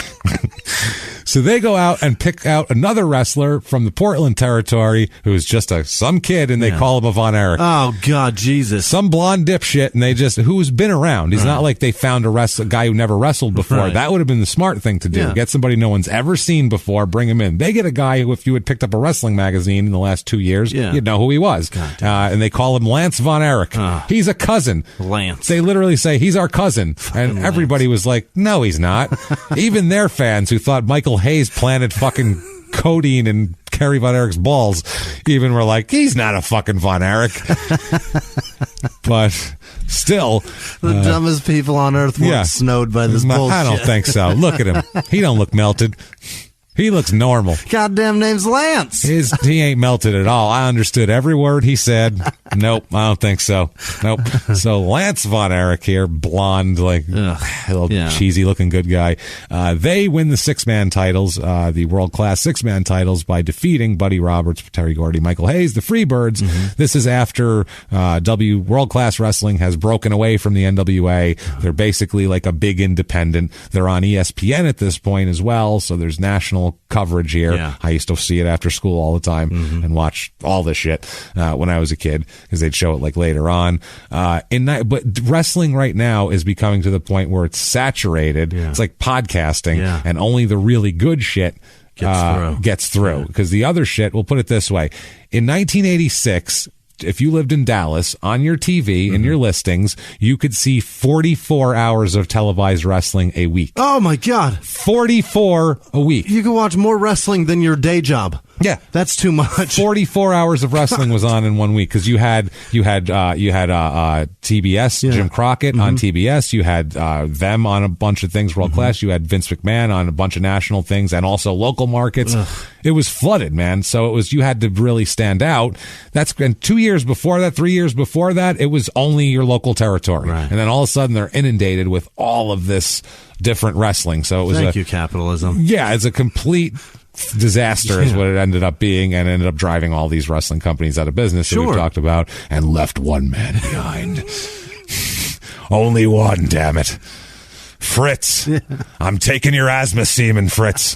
Fritz, I'm coming for your asthma semen, too. I'm going to take your territory. I'm going to hire your boys, and I'm going to take all of your asthma semen for my own.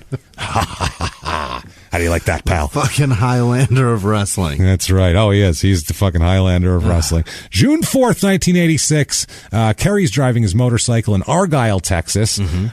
He is, by the way... driving at unsafe speeds, riding a motorcycle, wearing nothing but gym shorts and flip-flops. Okay? Gym shorts and flip-flops, unsafe speed, Texas. Oh, boy. Okay? Not smart, Kerry here. That'll hurt. Yeah. He pulls to his left, 2-lane highway, by the way. Oh, no. He tries to, those long Texas where we drove to South by Southwest. It's scary to pass. Dangerous shit. Grading hills. You don't know if a car's coming. What he does is he tries to pass a van on a 2-lane highway, and he, Jesus Christ, he skids into the rear of a police car. Oh, my God. That had stopped in front of the van to make a left-hand turn. So he plows into this police car, flies 50 feet through the air, and lands on the road, suffering many injuries, dislocated hip, badly damaged right knee, and a really, really, really fucked up ankle. Yeah. Really fucked up ankle. Oh, I'm sure. I mean, it was like... gross, hanging off basically. So they do 13 hours of microsurgery, transplanting muscle and skin tissue from Kerry's back to restore circulation to try to save his foot from having to be lopped off his body. Damn it. That's how bad this is. Also dislocated hip, crushed right ankle, internal injuries. Fucked, basically. Oh, boy. They told him, you're not wrestling ever again, obviously. They're like, you're going to be lucky if you can fucking walk or, get around and live. Right. So, lucky you're alive. Good job. There's that. So, what he ends up doing is, like a fucking idiot, later on here, we'll talk talk real quickly. The next month, July 17th, 86, his daughter, another daughter's born for him.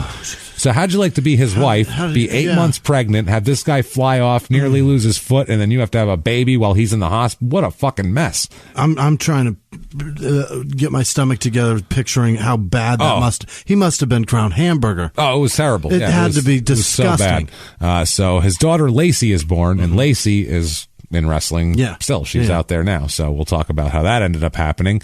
Now, what they did is they said, now Kerry was totally fucked. On TV, they said he wasn't in an accident. Not that serious, though. He'll be back in a month. Don't worry about it. That's what they told the fans, to try to, whatever. And in a month. And he'll be back in a month or two. Yeah, he had an accident. No problem here. So that's an issue. What he ends up doing, though, is he ends up coming back too early because they needed him to, to pop a crowd. I think it was for a Thanksgiving show. Yeah. So he comes back early. It might not have been Thanksgiving. Doesn't matter. He comes back way too early, has a match with his friend here. It's a 5-minute match quickly, but completely fucks his ankle again. Yeah. Completely fucks it. And this time what they do is they tell everybody in wrestling, we're talking the press, the other wrestlers, everybody thinks this. They told him that he had his ankle fused.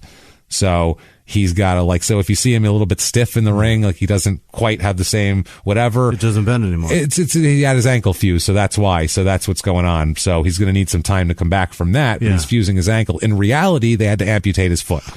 He has no foot. No foot. None. What the fuck? Well, he has one, but he has. But on the other foot, he has no foot. No foot. He's got a fucking ankle with no foot. So he puts a prosthetic foot on, puts the boot over it, goes out there like it never fucking happened. Wow. He shows up at the arena already dressed, so the wrestlers don't see it. People don't know about it, Jimmy. I'm talking, this is fucked up too, because behind the scenes, like as a comic, every wrestler's or every famous comics idiosyncrasies in the green room. Yeah. It's unspoken. You don't talk about it, but you know what scumbag guy is fucking around on his wife and is an adult. You know who's doing coke. We know all that shit. It's but you don't know that this guy doesn't have a foot. They don't know that. Oh my god! They just say it's fused, and they go, "Oh man, he's got like scars and shit, so he wants to keep." That's his why he boot would on." hobble like that, and that's why he's got a little bit of a limp. And it's amazing, Jimmy. When he gets in the ring, you barely can fucking tell that anything's wrong with him. It's incredible. Like, it's fucking amazing. He's walking around on a stump. When you watch his match knowing that he doesn't have a foot, you're like, holy shit. I mean, it's not quite the same as it was before, but he's pretty goddamn close. They must have done a really nice job at the fixing. Because listen, blowing my finger off, they take the skin and just kind of stitch it around whatever's left in there. There is a shard of bone that's sharp that if I tap this finger on anything hard, I will zing and I won't talk to you for 5 minutes. It hurts so bad. I can't imagine on a foot. There's so many bones in there in the ankle. Oh my god. We got like 30 something bones or something. I don't know. Crazy. I don't know numbers of bones. I don't know things. I know you got a shitload of bones in your ankle. You do. And if one of those is missing somewhere and it's digging brutal. it, I can't imagine running around like that. And he can't tell anybody. No. What he does do is starts really, really before obviously he liked his drugs, but now can you imagine how much pain he's in too? They're so good to him today. So now he's a fucking space cadet on top of everything else. And this is terrible for him to go out, but he has to. They fucking need him. The family needs him to go out there and fucking wrestle. So he puts a goddamn fake foot on and goes out there and wrestles. So this is crazy, man. So April 16th, 1987, Mike Von Erich he was arrested a couple days before this. On April 11th, Mike was leaving a bar in Denton, Texas, and was swerving severely while driving. Cop pulled him over, found some weed, found two prescription bottles incorrectly labeled that contained 78 pills of 5 different varieties, mainly painkillers. Oh boy. Painkillers and sleeping pills he had on him basically here. He apparently, based on what they said, tried to bribe the cop, but the cop did not agree to it. So he did a blood test, and it showed his blood alcohol level was 0.05. They also could tell that he was on drugs, and he had a bunch of drugs, so they took him in. They found Placidils, Valium, all that sort of shit in his system later on when they did a blood test on him. So he's arrested for driving under the influence and possessing a controlled substance. Here it's on Highway 377. They said that he called his lawyer after that, and his lawyer said that, quote, he was concerned about his arrest. He said he was appreciative of everything that he's done for him in the past, because the year before, Mike got arrested for attacking an emergency room physician and was acquitted of those charges. Good Lord. So this lawyer had got him off of that. This lawyer said he was very nice and courteous. He's always courteous. He didn't seem unduly upset, just a normal reaction. Okay, so then a few days later, he is reported missing. Mike is reported missing on April 16th by his attorney. His family last saw him the Saturday after he was released on bond from jail there. So they know he was despondent a bit, and now he's missing, so they're worried about him. They cannot find him. They mount a water, air, and ground search for him. They do find his abandoned Mercury Marquis near Pilot Knoll Point in Louisville Lake around there, just abandoned, but he's not in there at all. So, he also, I'm sorry, when he got arrested, he had 2 ounces of weed on him. Oh, that's not good. Yeah, that was 2 ounces. Yeah, that's a lot. That's a lot in Texas back then. So, 86 Mercury Marquis is on the side of the road, on a dirt road. There's a note found in the car, and all they see when they open it, the police officers, when they see the note, is, quote, I am in a better place. So they don't touch the note. They say, we're going to wait for a technical team to come in and do this just in case. They saw that. They also said that there was a pair of wrestling boots in the car and a jacket. So they brought dogs in, so they gave the dogs the scent on that. They look for a little while. They suspend the search at night and bring them back the next day. They said once it got dark, they couldn't find them. And the dogs are their big hope the next day. So they also said they're going to go out on horseback and everything. It's apparently dense brush in this area. So they're worried about this.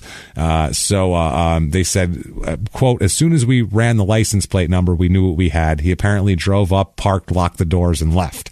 So, his lawyer said, quote, "It's just not like him to not be heard from. He always communicates with his family. We're scared to death something's happened to him."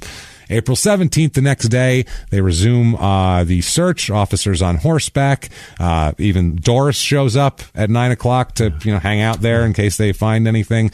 Within about 20 minutes, they notify them that their dog has found something, and it is Mike.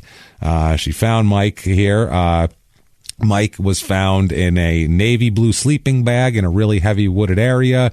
He took a bunch of pills, drank some booze, and went to sleep. And now there is 50% of the Von Erichs are dead. 50% of the Von Erichs are dead. They said, quote, "He was lying very peaceful like you'd go for an overnight to get away from it all."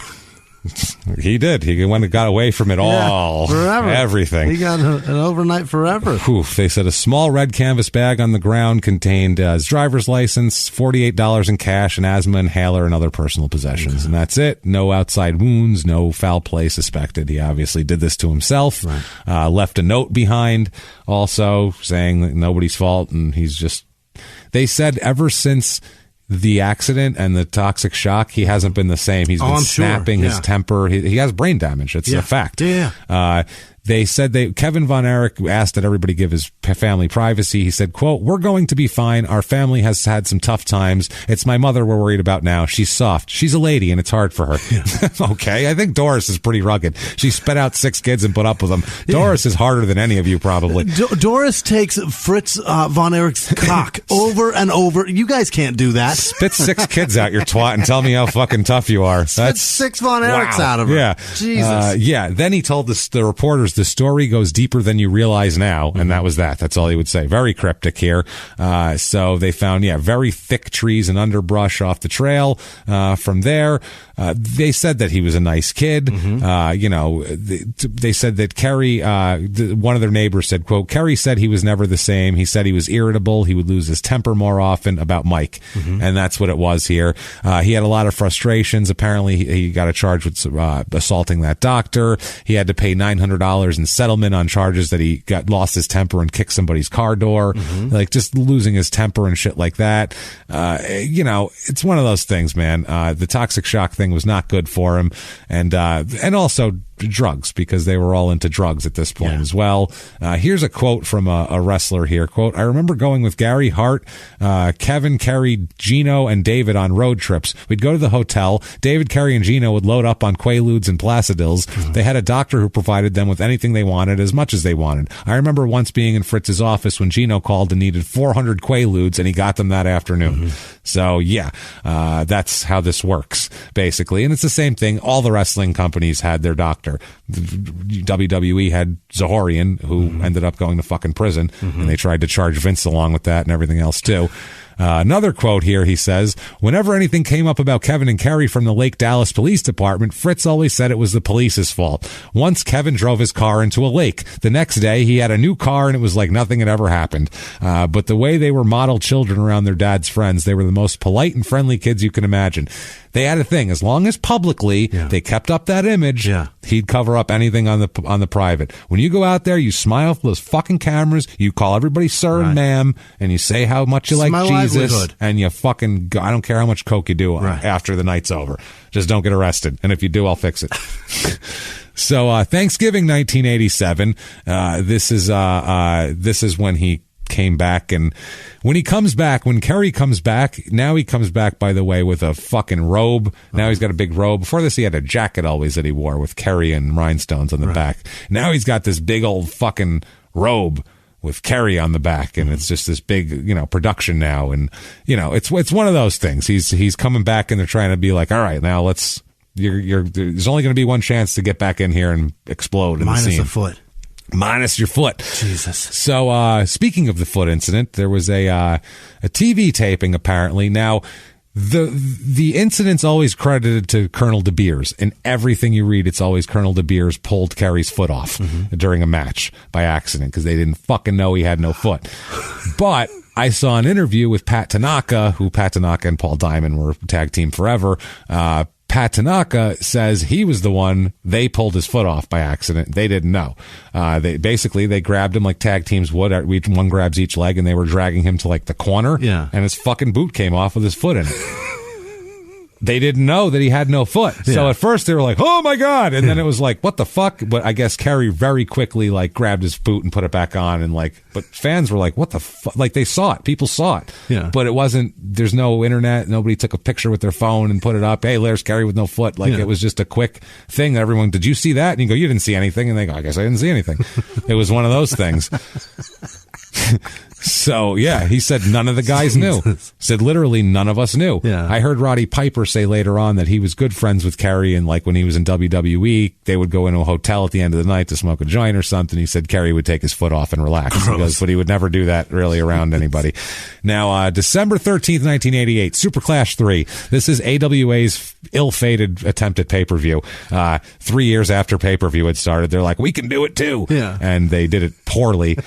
The big show, they had like 2,000 people show up for it in a big arena in Chicago. It was terrible. It was a goddamn mess. This was their way of, we're going to fight off Vince McMahon. Yeah. Nope, it's already over. There was a unification bout. Kerry was the Texas champion, world class, and Jerry Lawler, Jerry the King Lawler, was the AWA champion, and they're going to have a unification bout to unify the two companies because Texas and Memphis were unifying as a company. Okay, so they go through they were unifying, and then there was also a deal with AWA in place. Good Lord. So it's a big mess, basically. So it's a 3-team deal. Yes. Blockbuster trade. Yes, and so one of these leagues is going to have to lose companies is going to have to lose their heavyweight championship belt, basically. And Vern Gagne's has been around forever, and he ain't fucking losing it. So he says, Kerry's taking the L here. I don't care what anybody says. And so they go there. They have this match. Kerry's so spaced out and on whatever the fuck he's on, and God knows how much pain he's in. He's got a razor. Now, we all know that guys cut their heads. That's how they get blood. They cut their heads with a razor blade. Usually they don't have like a fucking blade on them. No. They break off a little tiny piece of it, and they tape it all up, and they put it somewhere, usually in your wrist tape or in your tights. They'll put them in. Jesus. Some of these tights have little pockets in them. They'll put them in their tights. And then just take it out. Some guys kept it under their tongue. Oh, so some Tupac. guys wrestle with a fucking razor blade under their tongue. Above the rim. But he wasn't wrestling though. No. He wasn't getting clotheslined by somebody where he could swallow the fucking thing. Not only that, old school way is on your finger. Tape it on your fingertip. Yeah, but so now you have to wrestle this whole match. Oh God, and not fucking cut somebody up, slice this guy up that you're wrestling with. So you'll see, and tons of old timers used to do that. So you'll see a guy wrestle for 45 minutes, never cut the guy once. He's got a fucking razor blade on his finger. Unbelievable. It's insane. Yeah. Kerry wasn't paying attention. He's an old timey guy, kept it on his finger and knew he was going to have to blade. He was sitting around talking about the match beforehand and scratched his arm. Oh God, Jesus! And sliced his fucking bicep open. I mean, he fucking gashed himself with a fucking razor blade. Just laid it open. He's like, oh shit. So they tried to get it to stay closed just long enough to get to the ring. And so right away, Jerry Lawler acted like he attacked him and acted like he slammed his arm on the turnbuckle. Yeah. Like that makes it explode with blood, which is I've never seen happen. Those turnbuckles have sharp edges, Jimmy. You got to watch out for those. But right away, his arm's bleeding and the whole rest of the match. And Kerry keeps looking at it like he's all confused. Yeah. He keeps looking at it like, what the fuck, man? Why is my arm bleeding? It's like, stop looking at it, stupid. We're wondering too. You're making it worse. Anyway, the end of the match is Kerry is bleeding so much that they call the match for Jerry Lawler. Yeah. And it's fucking gross because as a person who's not a wrestler, basically he's got Jerry Lawler in the claw. So Jerry Lawler's on his back on the mat. Right. Kerry Von Erich has his hand on his forehead like in a claw and he's thing. Just bleeding all over him. Gushing blood into Lawler's face. Raining it down. It's dripping, man. All in his mouth and his face. And he's got to act like he's in pain and screaming and he can't be avoiding blood. Right. So it's really crazy. They call the match Lawler wins the belt anyway, and that's how they take it away from him. He goes on, and now Texas and Memphis end up together. Jerry Jarrett buys into it, and it's a big, huge mess. They go. It turns into shit, basically, a muddled pile of shit. So finally, in 1990, Kerry makes his way to the WWF/E. Right. There, they don't even call him Kerry Von Erich. They call him the Texas Tornado because Vince McMahon has to own your fucking trademark. Yeah. So your gimmick is his. At first, he's the Texas Tornado Kerry Von Erich, and then they just dropped the whole Kerry Von Erich thing. He's just the Texas Tornado. They have him win on Saturday night's main event when he first gets in. He beats Playboy Buddy Rose. Then finally, SummerSlam 90, he beats Curt Hennig, Mr. Perfect, to become Intercontinental Champion. This is Mr. Perfect's first loss. So he's been in there for 3 years, and this is the first time they ever have him lose. And it's a big deal that he wins, Kerry. So they have big plans for Kerry. And the crowd loves him. I mean, he comes out and they fucking love him. He's got a cheesy, like, MIDI sounding country song as his intro, and they love his ass here. Survivor Series that year, he teams up with Animal and Hawk, the Road Warriors, and the Ultimate Warrior to have the Warrior team. Shit, yeah. Because Kerry Von Erich was always the modern day Warrior. All the Warriors. So it's all the Warriors, and they defeated Demolition and Mr. Perfect there.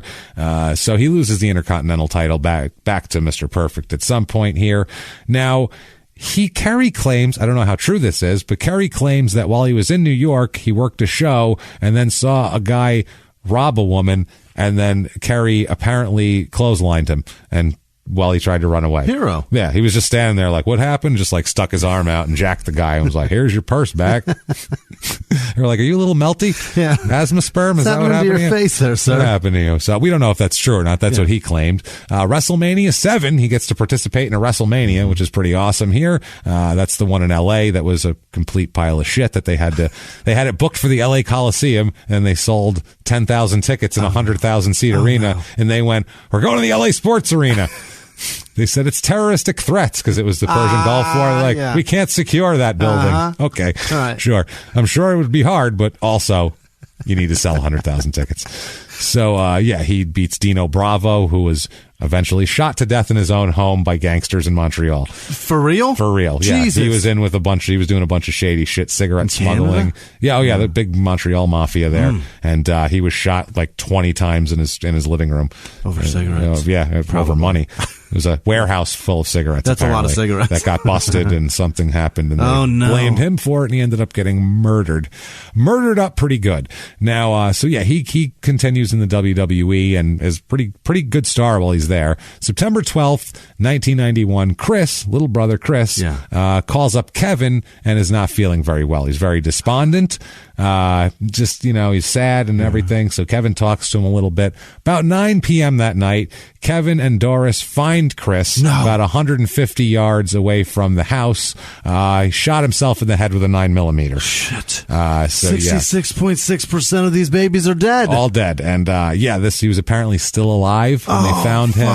They rushed him to the hospital, and he was pronounced dead an hour and a half later. Damn it. So that's brutal. They found a 1-page handwritten suicide note. He said his family wasn't to blame for his suicide. He apologized, and he said he wrote that his 3 older brothers had died, and he wanted to die too, basically. So that's the 2 babies? Yeah, that's the 2 younger ones are gone now. So it's just Kevin and Kerry now left. That's it. Everybody else is gone. They said that one of his friends said, quote, I remember right after Chris shot himself that Kerry and I went to eat with his 2 daughters. We started talking about Chris, and he said Chris had a lot of balls. I asked, why do you say that? And he said, it took a lot of balls to put a gun to your head. So it's a weird way to put it, though. Good Lord. It's a very weird way to put it. Things are crumbling right now. 91, their TV show got canceled. Basically everything's falling apart. The business is dead, completely dead.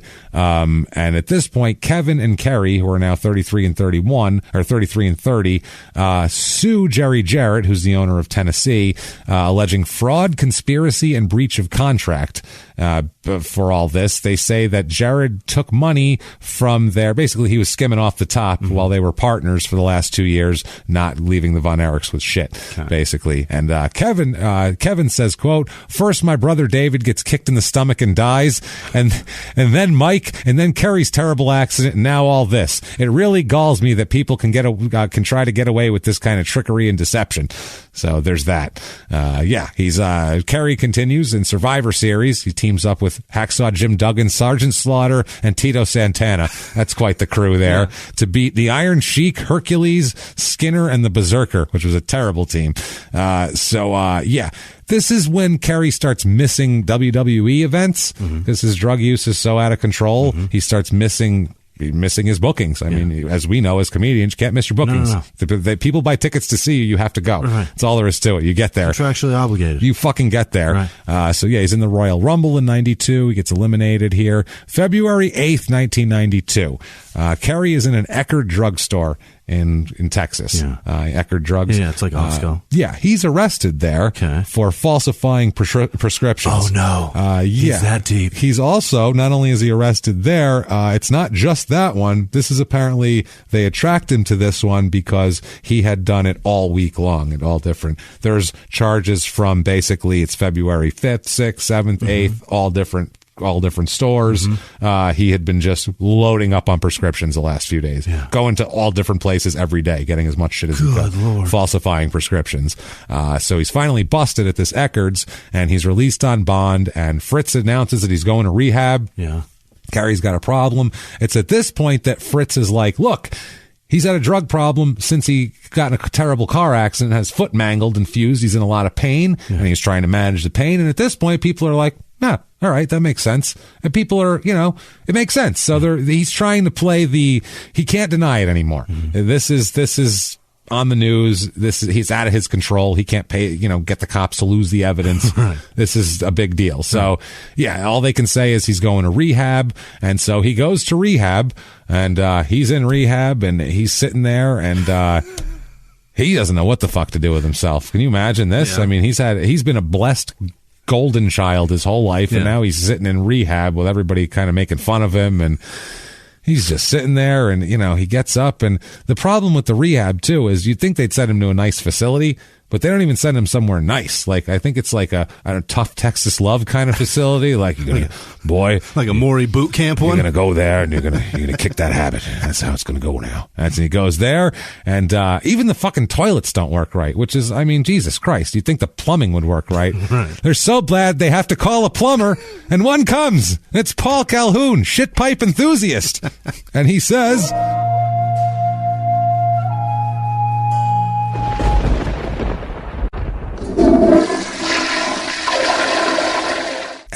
how is it you come to arrive here, guy? I mean, seriously, let me tell you something. Look, listen, I'm the shit pipe guy, all right? I know shit pipes. I've seen shit pipes from here to Kalamazoo, okay? Shit pipes everywhere.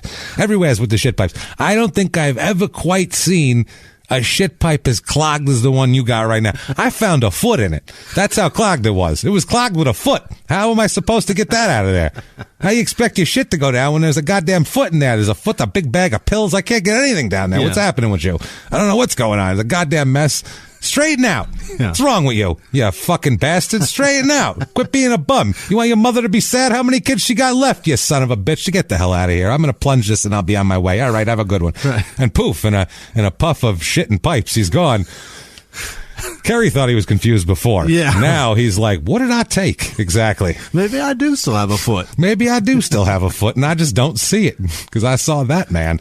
So April 22nd, 1992, a couple months later, Kerry and Kathy divorce. So she's had fucking enough. Yeah. Let's see. You're in the hospital because of a stupid thing you did when I'm having the baby. Now you're doing this. You're getting arrested. You're about to lose your job. Oh, and she loses his job because WWE cuts him loose after the arrest. Yeah. He gets suspended and then ends up gets suspended, we think, for drugs, and then ends up being cut loose for missing dates. Yeah. So he's gone from there. July 21st, 1992. A couple months after that, Fritz and Doris get a divorce. Oh no. You know that shit's real when Fritz and Doris are divorcing. That's like, it's just gotten too much. October 1st, 1992 is court for Kerry for all this prescription fraud. And this is a big one. He could get jail time very easily. He does his whole thing. He pleads guilty and all that sort of thing. He falls on the sword, and they tell him, you, sir, may fuck off. 10-year suspended sentence. Wait, what? 10-year suspended sentence. Yeah. 10 years of supervised probation and a $6,000 fine. Okay. That's actually, when you have supervised probation and suspended sentence, that means any fuck ups, you are going to jail right away. That means you have to be drug tested if you're on supervised probation, so you can't fuck up there. Right. So this is like, let's try to let's try to just rein him in a little bit. I feel like the court's saying, let's not put him in jail. Let's rein him in, and I think he's going to be okay. I think he's good now. He's good now, right, Jimmy? He's good. I think that's going to be. And Fritz said, "This is it. He's great. Thanks to the court for being, not putting his son in jail. Right. Kerry's good now." Okay. Full steam ahead. Okay. January 12th, 1993, he's arrested for possession of controlled substance, cocaine. Oh, no. Now he's got coke. Yeah. He's like, well, I can't get the prescription pills anymore. They'll bust me for that. Right. I can get coke on the street. I'll just get that. So he gets arrested for possession of a controlled substance. And right away, he goes in and gets bonded out, no problem. But the problem is going to be when it goes through the court and it shows on his probation, that's when he's fucked. That's when they're going to indict him on it, and they're going to bring him in and make a big deal out of it. January 23rd, 1993, though, he is at the ECW Arena, Extreme Championship Wrestling. This is the very beginning of ECW. It's when they first started being at the arena, as a matter of fact. They were in sports bars before this. There's an incident that Todd Gordon, who owned the company at the time, talks about, and I believe it's this night, where they got Kerry. ECW used to do surprises. Yeah. Basically, they would have a big star that they wouldn't tell you about. Because it was an indie federation. You'd see a bunch of guys, and they'd have a couple stars on it. And then they'd have a big star there that they wouldn't tell you was going to be there. Yeah. So you knew you'd see everybody on the matches, and then someone big was going to be there that you don't know about. Right. Kerry is the surprise today, because everyone knows Kerry in the wrestling business. So they go, all right, here's what you do. Put this fucking mask on and then run out there in the ring and stand there with the mask on and let the crowd get it, and then fucking pop your mask off, and they're going to go bonkers when they see it's you. And they do this type of shit all the time. So they go, okay, cool. And he's like, all right, cool. And all right, cool. He puts the mask on. He's like, all right, I'm ready. And he grabs his robe that says Kerry on it in giant rhinestones and puts it on.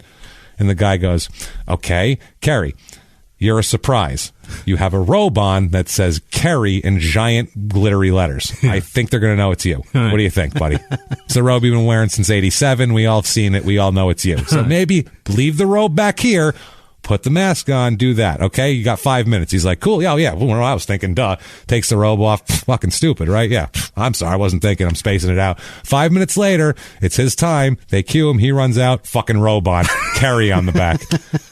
So he gets there, stands in the ring. The crowd's like, is that what? Then he takes the mask off, and they're like, it is him. Yeah, that's what we thought. Okay. Like, it's just not the reaction they wanted, but that's how spaced he was. Yeah. He just was like, I go to the ring, I put my robe on. Just didn't even think. It wasn't to be a prick. It wasn't like, don't tell me not to put my robe on. It was just, I guess I put my robe on now. I forgot. Idiot. So January 29th, 1993, does a show for Global Wrestling, which is a new company out of Dallas. They were on ESPN in the early 90s, and it was just god-awful. But they had a lot of guys who became stars later on in there. Not good wrestling, though. It wasn't good. It was very low-budget shoestring shit. Okay. February 12th, 1993, he's in GWF Global, and he tags with Chris Adams. Oh. Still fucking around here. February 16th, 1993, Kerry is indicted on a cocaine possession charge. Oh, no. And this will violate his parole. Yeah. And he's fucked, basically. Yeah. He's going to jail, probably. The district judge, Larry Baraka, signed an arrest warrant for him for this. He was apparently found with 1.3 grams of cocaine on the 13th when he was arrested in Irving, Texas. So 1.3 grams of cocaine. He's going to ruin his fucking life over here. Yeah. I mean, and he's had so much fucking tragedy that it's at this point, it's like, imagine being his fucking poor mother. Yeah. Jesus Christ, he's got 2 kids. Yeah. He's got 2 kids. How much did his wife suffer? I feel bad for all these people. Yeah. People who died in black and white. I feel bad for all of them. Not nearly as bad as I feel for Kerry Adkisson, who's a controller at Knowltex LLC in LaPorte, Texas. So he's even in Texas. And Kerry Adkisson, a yield analyst at BP in the Houston area. Those are different people, by the way. Both the same name, both Texas. Sorry, guys. Unreal, man. So February 18th, 1993.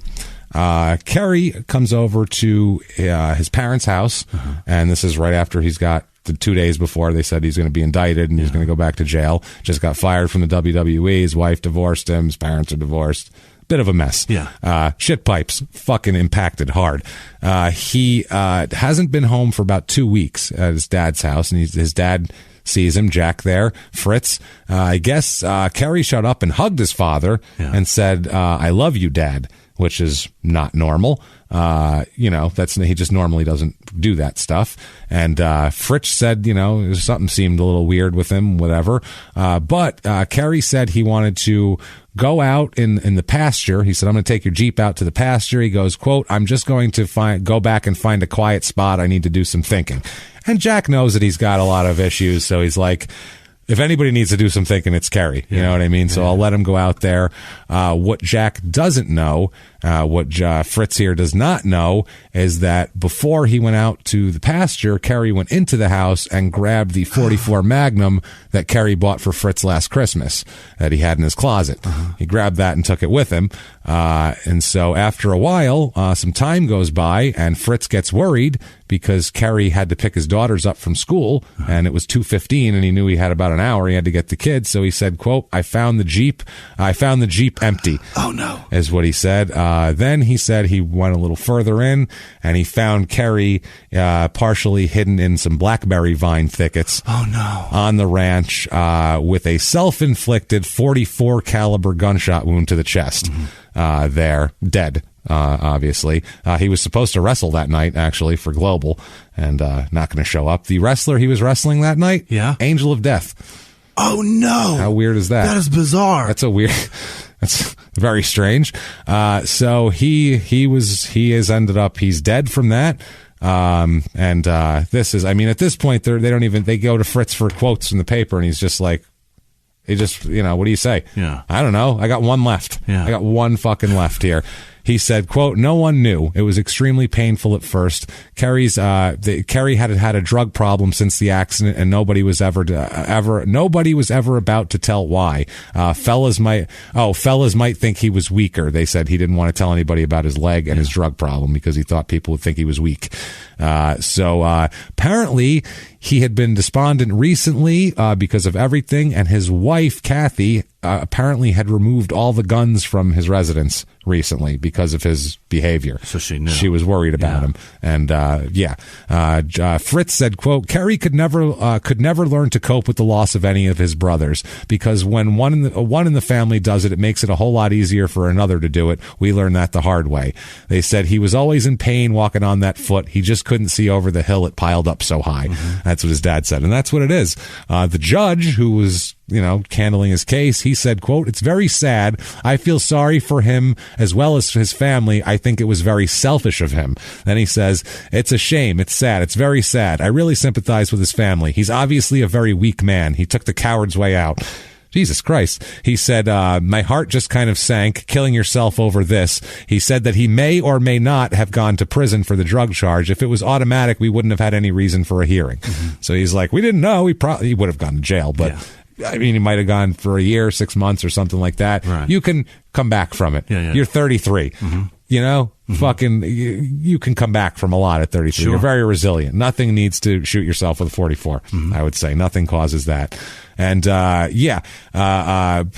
Black Bart here, who's a wrestler, he says, quote, I wrestled Kerry that Friday night at the Sportatorium in a cage match. Loser leaves. I beat him to the door one of the first times ever and double juiced, which means they both got bloody. The whole 9 yards. And he went out with his wife, his ex-wife, and had 2 little beautiful daughters, and asked him if him and her could get back together. She said there's no way, shape, form, or fashion.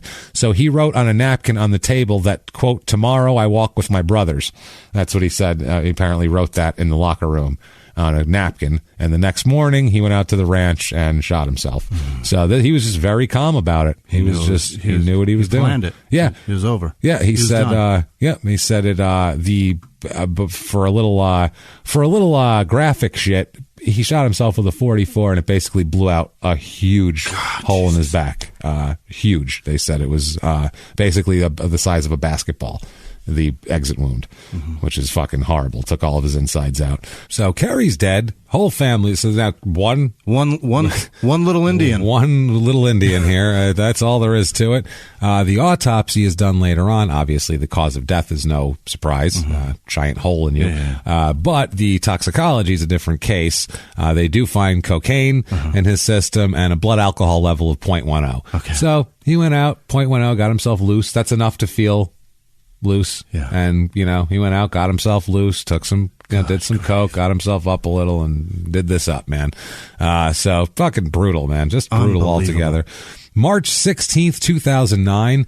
And like I said, Kevin really doesn't wrestle much after that because he's just not. Why would you wanna? And he's not really a commodity, and he's just kind of away from the whole thing. Yeah. And it's really weird. March 16th, 2009, WWE Hall of Fame inducts the Von Erich family. The whole thing. All together. Well, they induct Fritz, Kevin, David, Kerry, Mike, and Chris. Mm-hmm. All the guys who wrestled, basically. Yeah. All of them. Even Chris, who barely wrestled. He tried, and he's a Von Erich. So they put him in there. All the Von Erich boys are in there. Not Little Jack, though. Yeah. He didn't make it quite far enough. There was no room for black and white on that stage. Now, his daughter, Lacey, what might a grown woman think about her father who committed suicide when she was 6 years old? Right. She says, quote, with the addiction to painkillers, the divorce, and the death of his family, I don't blame him for taking his life. His brothers died, and he was secretly wrestling with one foot because of a motorcycle injury. Before he died, he thought in the ring better than anyone. He fought in the ring better than anyone. He put his fans above himself and will always go down as the greatest wrestler that ever lived. I know I'm biased, she says. So that's fine. Yeah. Also, later on in the about 2007, Lacey, who was going by Lacey Adkisson on there, changed her name on MySpace, which was MySpace back then, to Lacey Von Erich. Very shortly afterwards, she gets a call from the WWE. They found her asking, she said, quote, I never even thought of becoming a pro wrestler. She said they called and asked if I wanted to be a diva. I had no idea what that even was. Seeing as how everyone in my family died that wrestled, it was a very sore subject in my family. He flew me out so I could check out a show, and I cried a lot.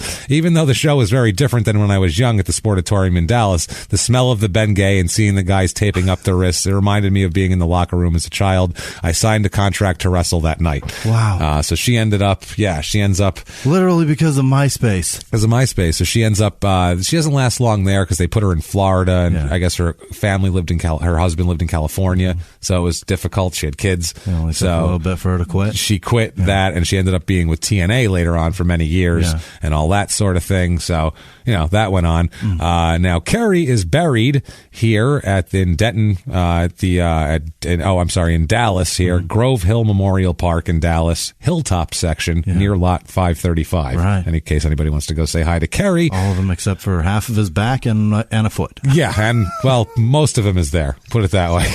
Most of Kerry. A lot of Kerry. No, can't get enough? ProWrestlingTees.com. You can get a bunch of Kerry Von Erich t-shirts there. I have to tell a quick story that I heard. I listened to this one podcast. Oh, shit. What's the fucking name of it? Oh no. It's God damn it. It's not information that they culled. It's from Dave Meltzer, so I'll just give Dave Meltzer the plug because I can't remember the name of this podcast. It's a good story? I believe it's Dave Meltzer that brought it up, but it's the Super Clash 3 took place, like we told you. That was the one with the claw where he scratched his razor and all that in the blood. Okay.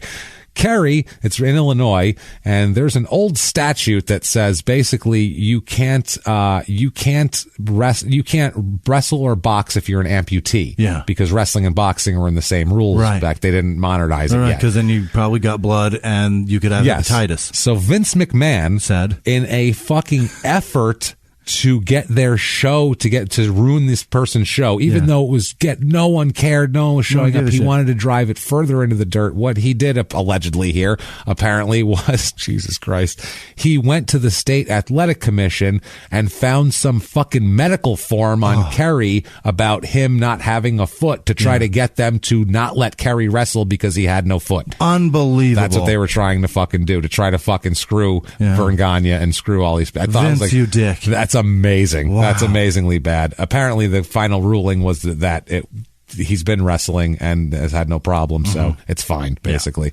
And he said we don't know if anybody else has wrestled in the past without it, so how can we bar him? Yeah. If it doesn't matter, it doesn't matter. So that's the way it was. That's the way it went down. God damn it, what's the name of that podcast? It's going to fucking kill me, and I apologize to the two dudes who do it, and I can't remember who they are. I'm so sorry. Jesus Christ, I'm an asshole. Lapsed fan. Lapsed fan. Thank you. God damn it. There we Nailed go. It. Try if you have a piece of info, I want to give you credit. And I felt bad. Anyway, that's the Von Erichs. That's Kerry Von Erich specifically. Crazy ass story. What a fucking trip. It's a trip, dude. It's a mess. I feel bad for him. But you know what? You kind of feel bad for all these guys. The man was in a motorcycle accident and lost a foot, and he's got a drug addiction. He's probably probably going to end it himself. That's the thing. And it's funny because, not funny, but Mike got arrested, killed himself right away. Kerry was going to go to jail, couldn't handle it, killed himself. Same thing. It's and then, Chris kills himself. David's the only one who didn't kill himself. Yeah. And it's pandemic in wrestling. Look at the Graham family. The Graham family, Eddie Graham, the Florida patriarch there, Eddie Graham killed himself in 1985, shot himself about, I think, 2015, 16. His son Mike, who was a big wrestler and he was small, but he was a famous wrestler and who ran the Florida territory after Eddie shot himself, he shot himself. No kidding. And then guess what happened a couple of years later? His son shot himself. Yeah. This shit goes, man. Rolls downhill. Rolls downhill. Like they said in the thing, once one person does it, it makes it easier for the others to do it. It's almost like they plow the path for them, make a path in the snow. But if you like that, please let us know. Give us a review on Apple Podcasts, that purple icon. Give us 5 stars. Doesn't matter what you say. Just say you're following instructions or following directions or whatever it is. Definitely listen next week because our boxer is nuts. So do not say, I've never heard of that guy. Doesn't matter. You've also never heard of these crazy ass crimes he did. He's insane. Okay. So listen to that. I know you'll listen to it. You have no goddamn choice. You're contractually obligated to sit here and fucking listen to me tell you about it. But and you're going to help me and make dick jokes. We're going to do that together. So I'll be here fucking for it. You better be here for it. I can't wait. So do that. Head over to shutupandgivememurder.com for all of your merchandise needs, t-shirts, mugs, bags. Those tote bag things are pretty cool. People are buying those, the overnight bags.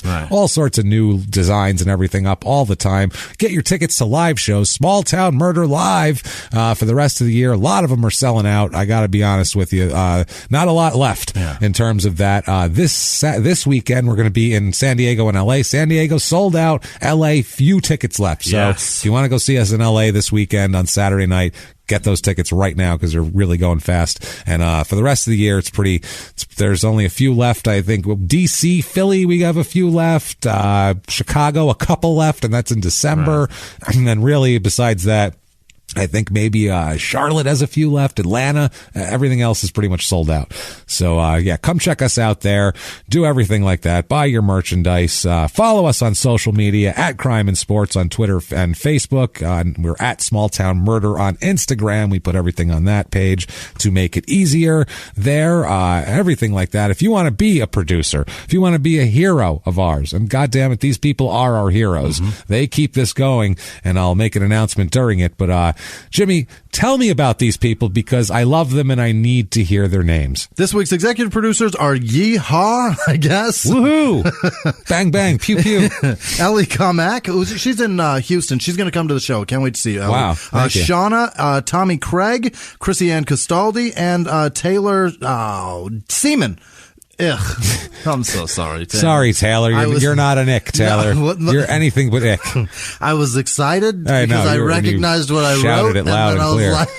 That's not what I want to shout. God damn it. Thank you, Taylor.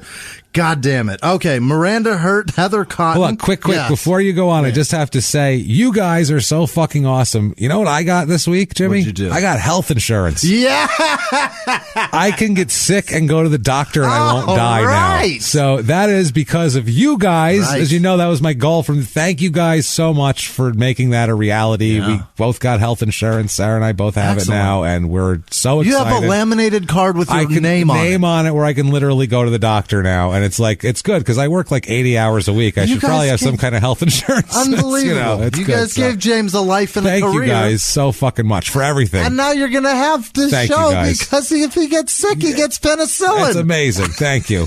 Thank you. Don't stop donating though because I have to pay the premiums. But thank you for helping it make it a reality. And also the copay. So thank you. Prescriptions aren't free. It's very expensive. I don't want you to have to fly to fucking South America and smuggle Mexico. the shit back. It's cheaper. So thank you guys. Other producers this week, I'll start over. Miranda Hurt, Heather Cotton, Courtney Kurtz. Is that Kurtz? Yes. Courtney Kurtz. Keon Butler. Sarah Alvarado, Steph Murphy, Nick Collins, Yuval Dom, Megan Black, Lydia Bohuis, I think, Conchata Rowe, Shanna Colbert, Cassie Redis, Michaela Amundsen, Megan Farrell, Denise Anderson, Jeff Millick, Susan Phillips, Tammy Stuver, Richard Lott. That's that's right. Richard Lott, Dick Lott, Lott. Jeff Maynor, Colleen Christian, Sarah Wayerly. These are the most difficult stumblers this week. Molly Leyes, I think. Hillary Brown, Julia Fuentes, Amanda Rafferty. Yeah. Denise Urbane, Butney. What is that Butney? Is that for real? Butney? Or is that Brittany? What did I do? It's Butney Rocks. Butney Cox. All right. I see. There you go. That's why you did it. Butney Cox. I understand. Sean Green, is that right? Breen. Sean Breen, Brandy Felt Castellano, Michael Given, Greg Briggs, Lynn Villarreal, Amanda Shoemaker, Katie Peters, Liz Cooper, Natasha Fellows, Zach Villanova, Holly Figueroa O'Reilly. Thank you very much specifically. That lady has like 300,000 Twitter followers. Wow. And she follows us then donated to us. Thank you so much. Thank you so much. Dan Wodraska. Emma with no last name, Jacinta McCauley, Heather Stout, Shani-Ann Disja Dutton, I think, or Sutton. Oh, yeah, that's right. Jess Lynn Terry, Lindsay Fields, Evan Mullen, Austin. Why am I doing this to myself? Austin Kleemer, Rochelle Singh, Norman Sather, J.G. Houston, Malia Kirk, Emily Giles, or Gills, Norman Sather, I said that, Kyler Stotman, Chey, it's Chey and then a shitload of E's, so thank you. Park Gary, Courtney Holt, Skip Bayless, not the real one for sure. I don't want your money, Skip. Sam Landis, Tasha, Julia Piel, Cassidy Hall, Noah Gilbo, Molly Whitmer, Emma Carver, Andrew Bishop, Kate Milton, Caroline Aiken, Aisha, Ryan Lennox, Sean and Sarah Madden, Tobbs Liskawa. Damn it. I'm a really bad reader. Samantha with no last name. Louis V. 25. Louis V. 25. That's like fucking the drink, right? That's Louis the 15th. Oh, yeah, you're right. Yeah. Expensive shit. I'm fucking stupid. You know what? Louis V. 25 would be Louis the 15th, right? Louis V. 25. That'd be right. 5 plus 25. Oh, yeah. 30. Not 5 before 20. That would be 20. Either way, either way, I'm an idiot. We're going long. I'm trying so hard to decipher that into something that I can understand. Alyssa Joels, Kendall Lampier, Lynn Van Hoos, I think, Lynn Van Hoos. One of those. Jordan Yancey, Brandon Shaw, Christine Fritzmeyer, Lauren and Brandon Bice, Nicole Loader, Adam Hughes, Kayla Herndon, Lisa Tehran, and then the home stretch. I've got this. I'm sure of it. No, Brooke Dover and her brother Ben, I imagine. Daniel Belusi, Araya Tasher, Ron Sutton Jr., and he emphasized the junior. Lex Forrest, Adam Christopher Wiley, Anthony Canella, Jesse Hartman. That's Jess Hartman. Jesse, yeah, that's Jesse again. Clay Thorson, thanks again, my man. James Martyr, Justin Miller, thank you, Justin. Ashley Vio, Peyton Meadows, Jason Fuller, Gary Howard, thank you guys very much. Stephanie Jones, Jordan Bennett, again, thank you, Jordan. Rachel Cascaden, Rachel Love. Yes, that's 2 Rachels in a row. I was not wrong. Brianna Blankenship, Amanda Stanford, Krista Walker, Callie Shinkunis. Thank you, Callie. Yes. I'm trying so hard to get these words out. These words are a motherfucker. They're tough words. Trey Valkanar, Robin Anderson, Ronnie Kumar, and Amanda Horn. Thank you all so much. And all of our Patreon supporters, you guys make this all worth it. Thank you, folks. You're amazing. So much for everything and for what you've done for me personally and for Jimmie as well. But for me and my family, I appreciate it. Thank you guys so much for everything that you do for us. Jimmie, what if they wanted to thank you for something, anything that you do? What could they do? You can find me at Whisman Sucks, WHISMAN Sucks on Twitter, Instagram, and Snapchat. Thank you, guys. Where can they find you? You can find me at Jimmie P is funny, or you can just copy and paste my last name from the show description and make it simple and easy on yourself so you don't have to try to spell it because that's insane. Don't do that. Other than that, though, it's been a wild time and a crazy week, and this is a story that we needed to do. A lot of people have been asking for it, and crazy stuff coming up in the next few weeks. Keep us in here because we've had a wild year. This has just been crazy from the start, and we're going to keep it going. We're going to keep rocking this shit out live from the Crime and Sports Studios. We will see you next week. Bye.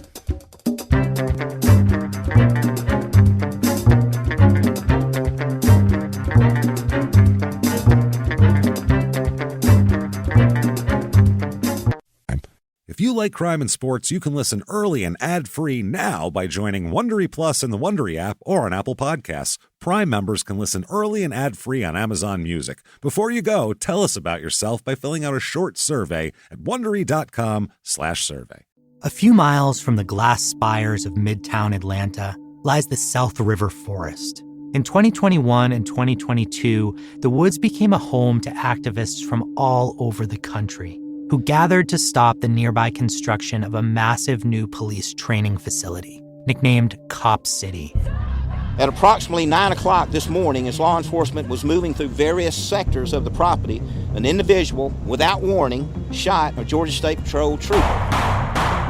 This is We Came to the Forest, a story about resistance. The abolitionist mission isn't done until every prison is empty and shut down. Love and fellowship.